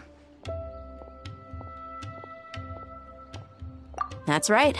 My lady is feeling better now, so I'm accompanying her for a walk. Why do you still call me that, Dia? You've already informed my father of your resignation. I guess I'm just used to calling you my lady. Old habits die hard. Resignation? You mean you're quitting? Yeah, I might start losing my edge if I keep being a bodyguard for the Homayanis. You know that my parents and I are fond of you, and that we appreciate you very much. It wouldn't be a problem if you wish to continue to be our bodyguard. I'm not a woman that's easily persuaded. You should know that by now, my lady. When I took this job, I had already decided that I'd quit as soon as you'd recovered. It's time for me to get back out there and chase that horizon. So what are you gonna do now if you're not gonna be a bodyguard anymore? I want to take a risky job and put my body to the test again. Huh? But we literally just finished one of the most dangerous jobs ever. Are you getting bored already? I know. If I hadn't joined in that plan with you, I wouldn't have come up with this idea. I guess I still get fired up by that feeling of going all out in a fight. It made me realize that I'm still a mercenary through and through. Life is short, and I'm happy that I got to be a part of that operation. But the whole thing also made me realize that there are still many problems in Sumeru. And as a desert dweller, I'm still not completely ready to settle down on this side of the wall. Well, I remember a friend had someone bring you a message. You mean I'll hate them? I didn't expect him to still remember that. I thought he was joking. We just came from talking with Al-Haytham at the Academia. Did he tell you that he suggested that I come work at the Academia? What? I heard that Azar and his cronies fell from power, and Al-Haytham told me that now was a good time to find a job in the Academia, but only if I wanted to. Whoa. Paimon can't see you being anything other than a mercenary. Me neither. But I think Dia would look great dressed up as a scholar. Ugh, forget about it. I wouldn't last 10 seconds in there. Al-Haytham probably just liked the way I worked and knew I'm good in a fight. So he suggested I find some work in the Academia. But you know, if you take him up on the offer, Sino might actually agree and let you become a Matra. Because you're super amazing. The Matra have all the talent they need as long as they have Sino. I prefer to be free to live however I choose. In fact, I chose this job from the very start because I knew it'd be right up my alley. Even if being a mercenary means facing all kinds of danger. A lion has to return to the wild sooner or later. If anything, being your bodyguard has been unfamiliar territory for me. I don't want to see you go, but I'll respect your decision. I'm glad to hear you say that. Come on, no need for the sad face. It's not like we'll never meet again. Once the whole Dendro Archon thing is settled, everything in Sumeru will take a turn for the better. That makes me happy too. But a peaceful society will probably mean less demand for mercenaries like me. Before long, we'll be a dying breed. So I'd better get to work while I still can. Huh? But wait a second. You make it sound like you're leaving now. Well, no, not yet at least. I promised my lady I'd stick around until next week. So, have you been in Port Ormos this entire time? We were wondering if you had received a letter from Nilu. Oh, did Nilu write to us? She heard that you were seen in Port Ormos, so she sent the letter here. Huh. It was probably sent to the inn that we're staying at. My lady has been very energetic lately and keeps taking me on hikes, staying out even into the night. By the time we get back, the receptionist is usually off napping on the job. Right, and we tend to leave quite early in the morning, so the old man on duty is also usually dozing off. So what it really sounds like is that the person on duty is always asleep. I bet the letter's at the reception desk. I'll go check later. No wonder there wasn't a reply. You never received the letter. Good thing Nilu asked us to come and check on that. Sorry to make you two come all the way out here. It must be something important for Nilou to specifically write to us like that. Yes, she said they were preparing a victory feast in the Grand Bazaar, and will also be celebrating Sino's reinstatement as General Mahamatra. She was hoping you could come. Great! I'll be sure to attend. Count me in too. But is there some sort of dress code or anything for the feast? Can I just show up looking like this? Since it's being organized by Nilou, I don't think she'll be too picky about that. If anything, I think she wants to see us as our most natural selves. All right, then this is how I'll show up. The feast will be held in 2 days, so don't forget. Sure. Thank you so much for letting us know. We'll see you there. Oh, by the way, do you happen to know where Sino and Raman are? The General Mahamatra always comes and goes without a trace. Normally no one knows his whereabouts. Oh. But last time we met, he mentioned that he had something to do in Aru village. You can try your luck there. As for Raman, your guess is as good as mine. I only remember he said that he had something to discuss with Sino. You can ask Sino when you meet him. Don't mention it. You'd better get going. On to our next stop.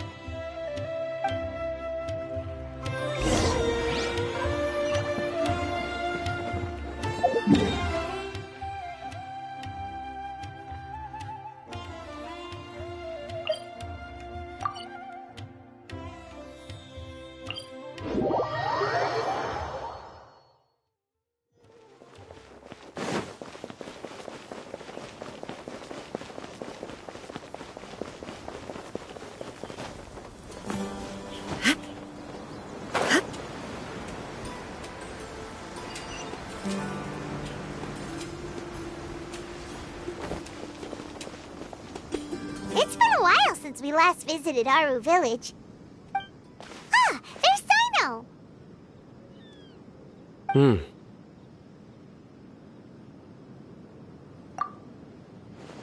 What brings you here?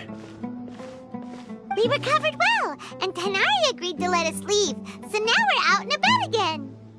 It seems Gandharvaville's medical treatment is still as good as ever. Mm-hmm, and Tanari is recovering well, too. That's good to hear. Yeah, you're the one who brought us to him when we lost consciousness, right? Thanks for that. You're welcome.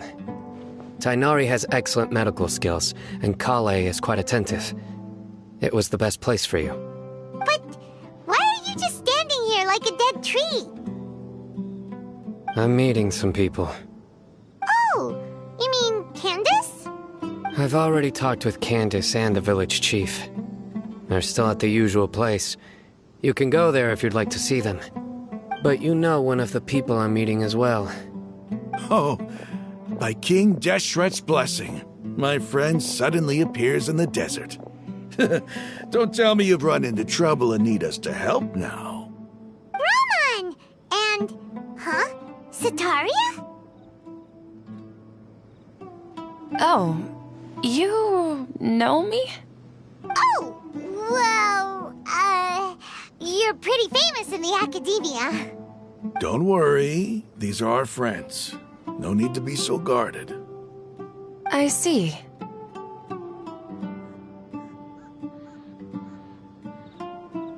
I'm doing well.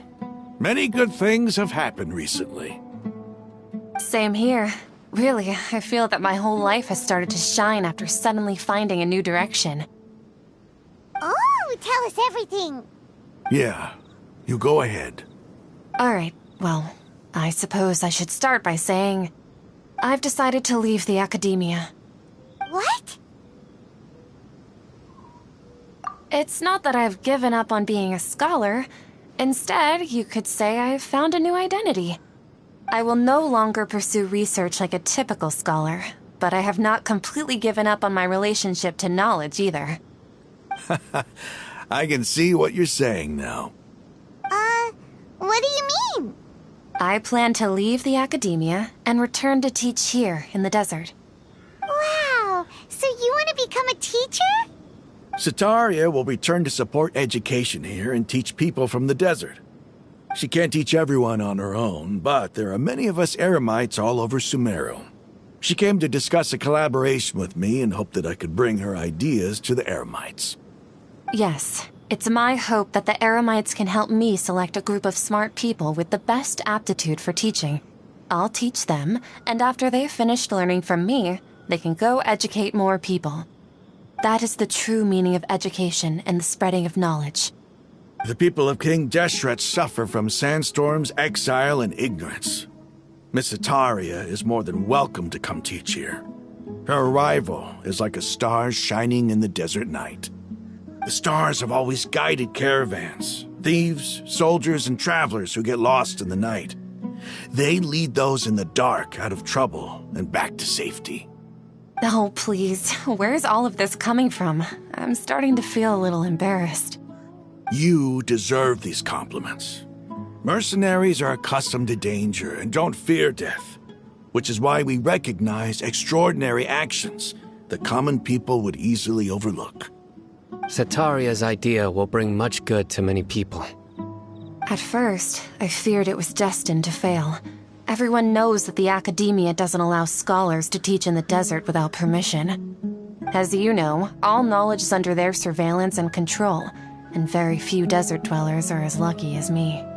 But what I heard at that time has been haunting my heart, as if there were lightning bolts constantly bombarding my soul.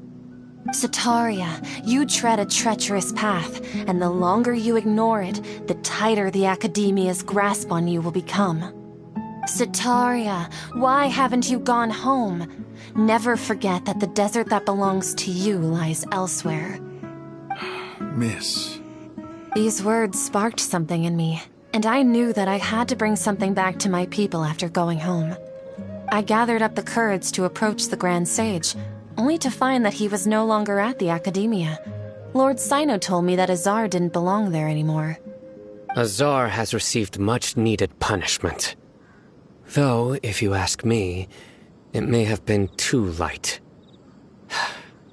You probably have already heard.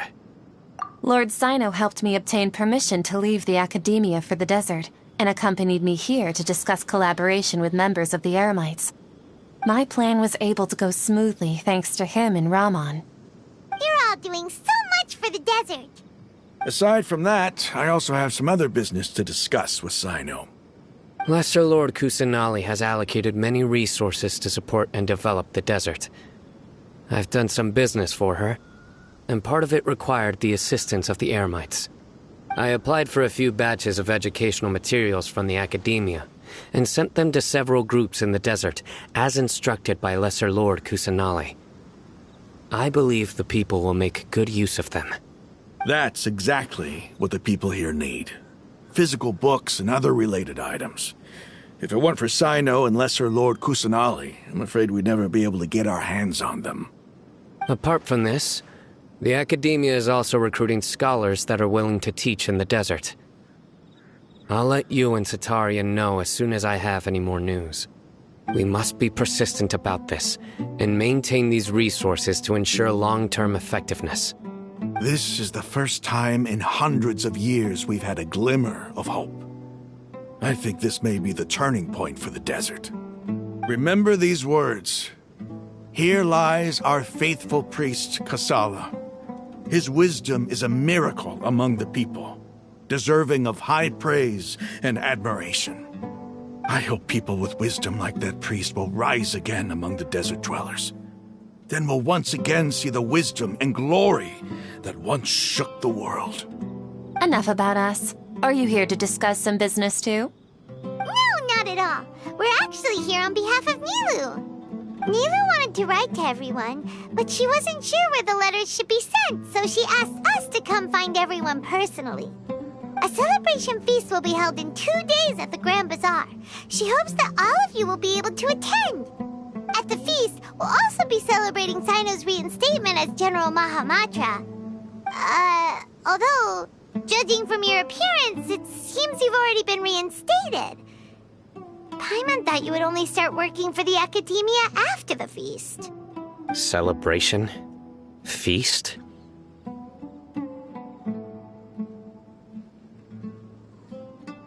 It's the first I've heard of it.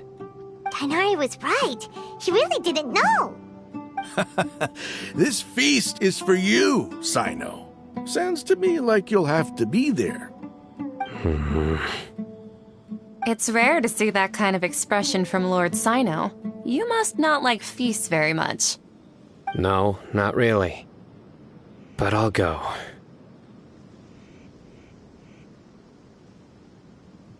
Well, I still have a lot to handle here. Besides, I need to look after Miss Sataria in the desert, so I'll have to pass. I'm afraid I won't be able to join you. Although, if you'd be so kind, please give a message to Miss Nilou for me. The message is, I'm sorry for how I treated you before, but now I understand the beauty of your dance. It's like a light shining in the sky. You and the art you symbolize are not only beautiful, but also lively and powerful, so much so that it was prohibited. Please keep dancing, and someday I'll be able to appreciate your art in person. Okay, we've got all that down. Our job here is complete as well. Oh, Sino, remember, party's in 2 days. Make sure you're there. Got it.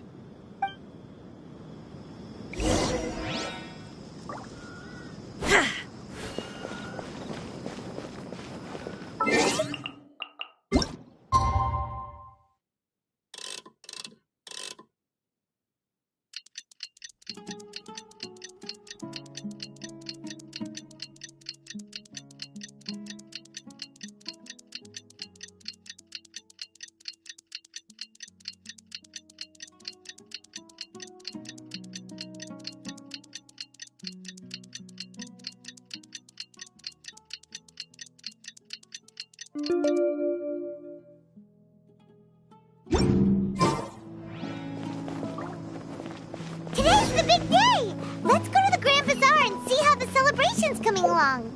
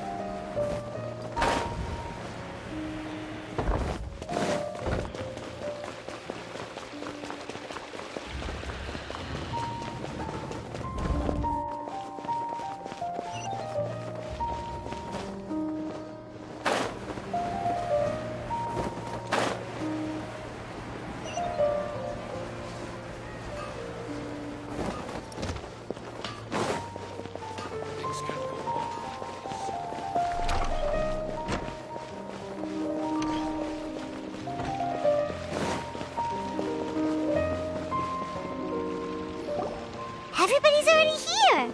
Looks like we're the last ones to arrive. You're here. Ah, there you are. Well, look who finally decided to show up. You look like you came here immediately after finishing up some work. I'm very happy to see you here. But we're not late, are we? It's just that everyone else arrived ahead of time. I propose that the last one who arrived be put in charge of today's speeches. Nah, there won't be any speeches today.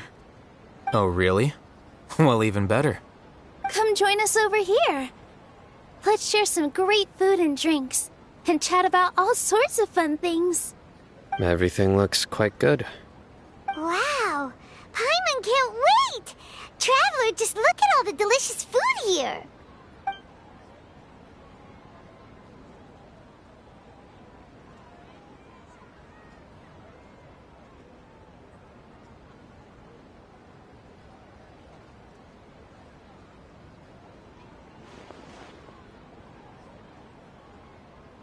Whoa, it's so delicious! Oh, this grilled meat tastes amazing! The food was specially prepared for you by everyone in the Grand Bazaar. And we have gifts that were sent by the residents of Sumeru City when they heard we were holding a feast. Everyone that came said that you saved Sumeru, and wanted me to thank you all on their behalf. Feels kinda nice to be seen as a hero. I could get used to this. Being a bodyguard is also a hero's job. You've always been amazing, Dia. My lady sure has a way with words. Thanks. I'm glad to hear it. And I'm happy to meet everyone that participated in the great plan. Don't mention it. Come to think of it, we've really done something impressive together. It's unbelievable. We owe it to our abilities. And luck. Really? Why do I remember everybody thinking that luck was against us and feeling like we hardly had a chance of succeeding? That's how I remember it too. It's luck that brought us together, and it was luck that let us form a team. Then, it took even more luck for us to formulate a plan and implement it successfully. Moreover, judging from the results, everything worked out well. Yeah, everyone gave it their all when it mattered most. It was almost like a performance. We took the stage and put on our best show. Everyone played their part, and thanks to everyone's efforts, the performance was a great success. So, would you say we're good actors too? It's such a blessing that Lesser Lord Kusanali was able to return to power at the Academia. Yes, even after being abandoned and neglected so many times, she's finally returned. Lesser Lord Kusanali once used all her power in a great disaster, which resulted in her losing all her wisdom and memories of the past. The Academia basically abandoned her because of it. This should be something everybody should remember. Huh? You look surprised. I didn't say anything wrong, did I? No, everything you said is correct. That's good. Something wrong? Yeah, what's with that face? You knew all of this already. Even if those two giants of the Academia are here, I still have to say it. Those sages really have some nerve. 500 years ago, Lesser Lord Kusanali used all her power for the people of Sumeru, and what did they do in return?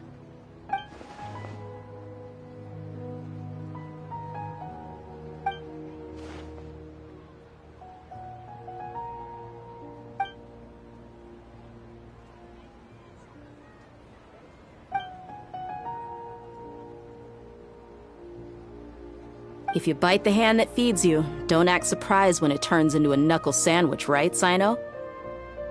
Perhaps I shouldn't say this, but their treatment of Lesser Lord Kusanali calls for a more severe punishment. You could simply tell Lesser Lord Kusanali that you wish to have Azar and his accomplices severely punished. I respect our deity's decision, and won't interfere in any way. While we're on this topic, why didn't you accept the Academia's invitation to become the Grand Sage?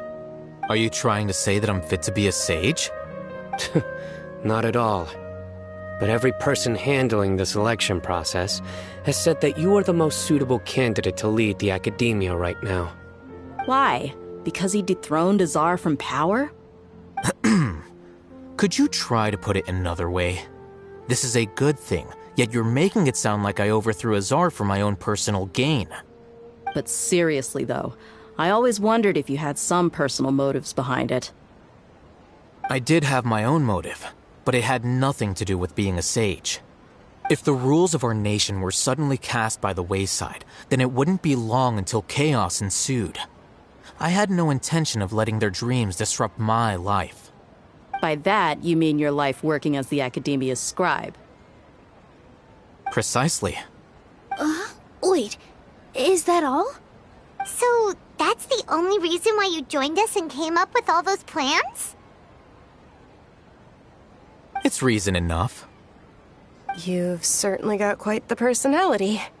You flatter me. All right then. How about you? You've already resumed work as the General Mahamatra, right? That's right. Will you be happy with that life? It's not about being happy. There are merely a lot of things that I must do. Even so, keep your spirits up and try to be happy, okay? And try to smile more every day, just like I'm doing now. Thank you. I'll keep that in mind.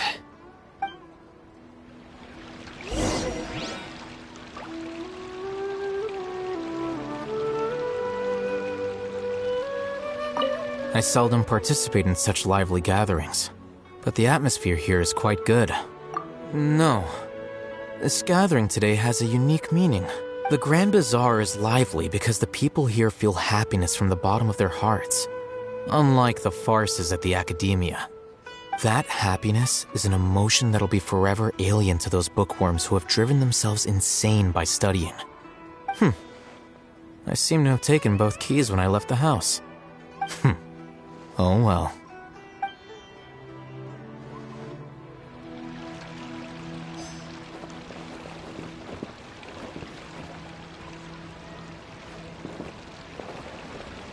Ah, there you are, traveler.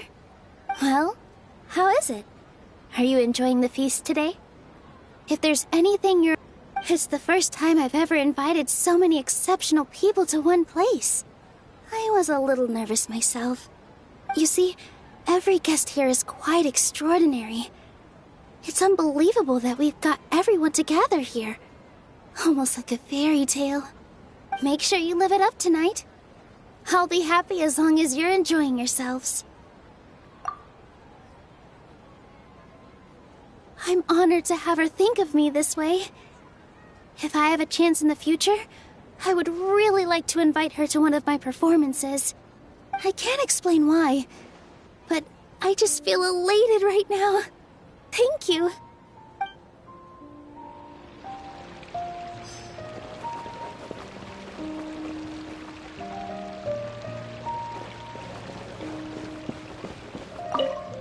The atmosphere here is good, and everything is delicious.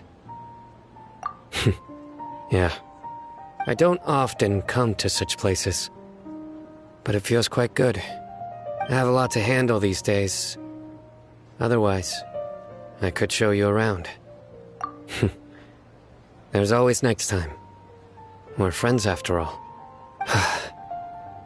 This feast is pretty good. I like it.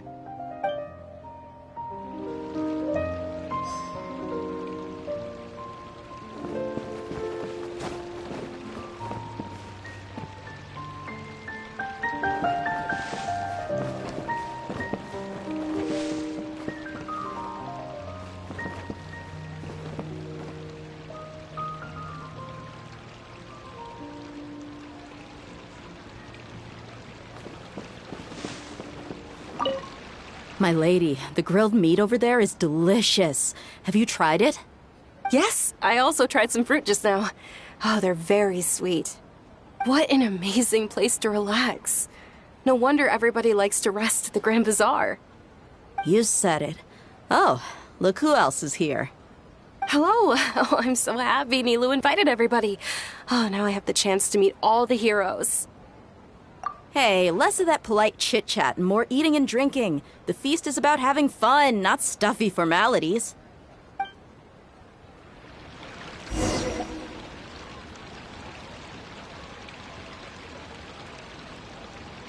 Hey, what's wrong? Your head is starting to droop.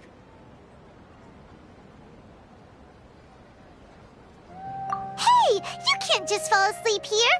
Paimon will go find something delicious for you to eat. You'll wake up once you've put something yummy in your tummy.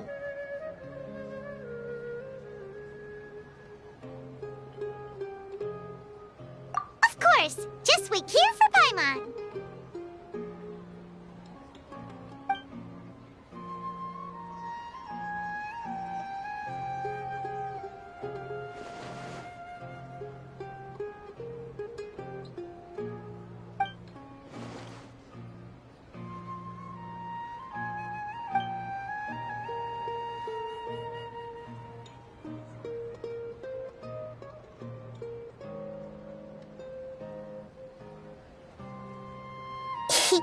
It's me.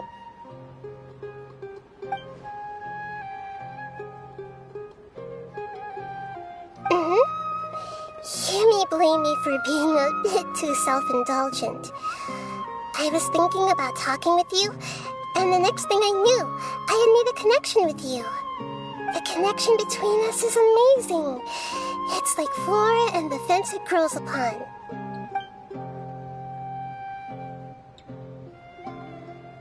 I heard there's an amazing celebration feast today at the Grand Bazaar. I wanted to have a look for myself, so I snuck in. Lately, I've been so busy dealing with all the fallout from recent events, so I really haven't had any free time. Although you've already helped me with a lot, there's still one more thing I hope you can help me with.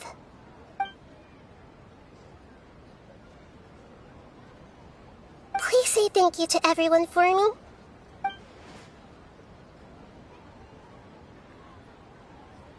Oh, is it not convenient for you to do that for me?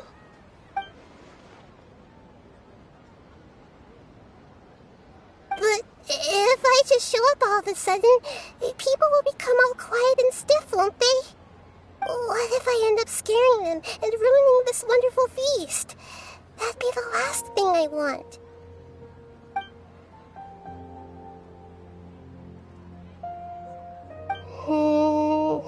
Let me think about it. Okay.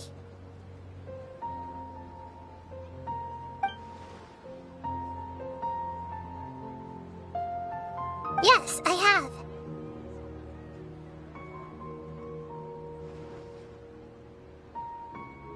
You said I should go thank everyone as myself, right? So, I've decided to borrow your body for the time being. Please don't blame me. The flora also climbs up to the fence to get closer to the sky.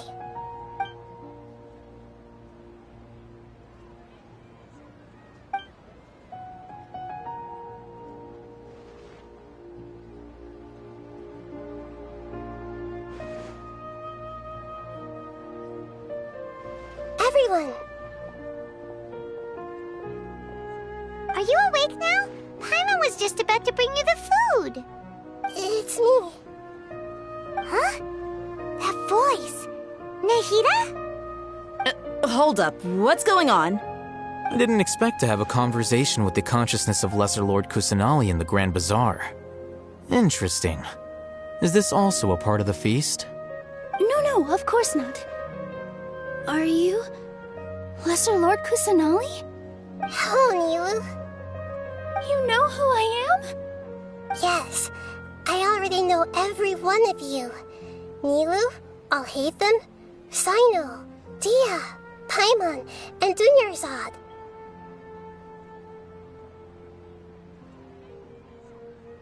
Lesser Lord Kusanali? I took the liberty of occupying the traveler's body so that I could thank all of you in person.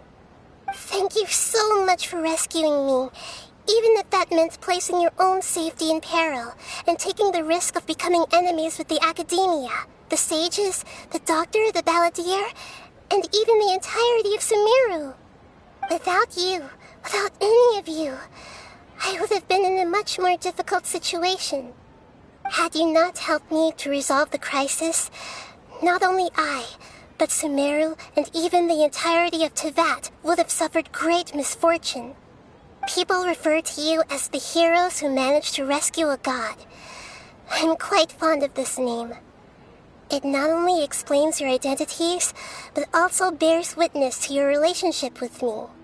Please, allow me to present to you my most sincere gratitude. Lesser Lord Kusanali, you have done so much for Sumeru, and I didn't even have a chance to do anything for you. You don't have to do this. Dunyarzad, the suffering you endured during your illness is also proof of you being with me and praying for me. Thank you. You don't need to be so ceremonious.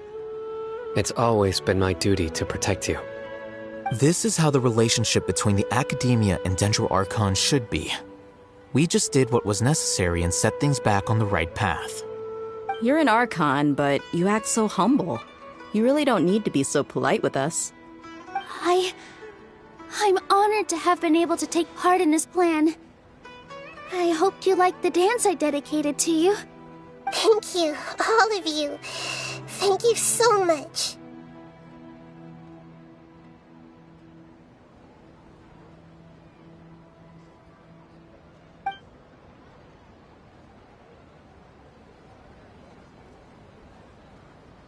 Yeah.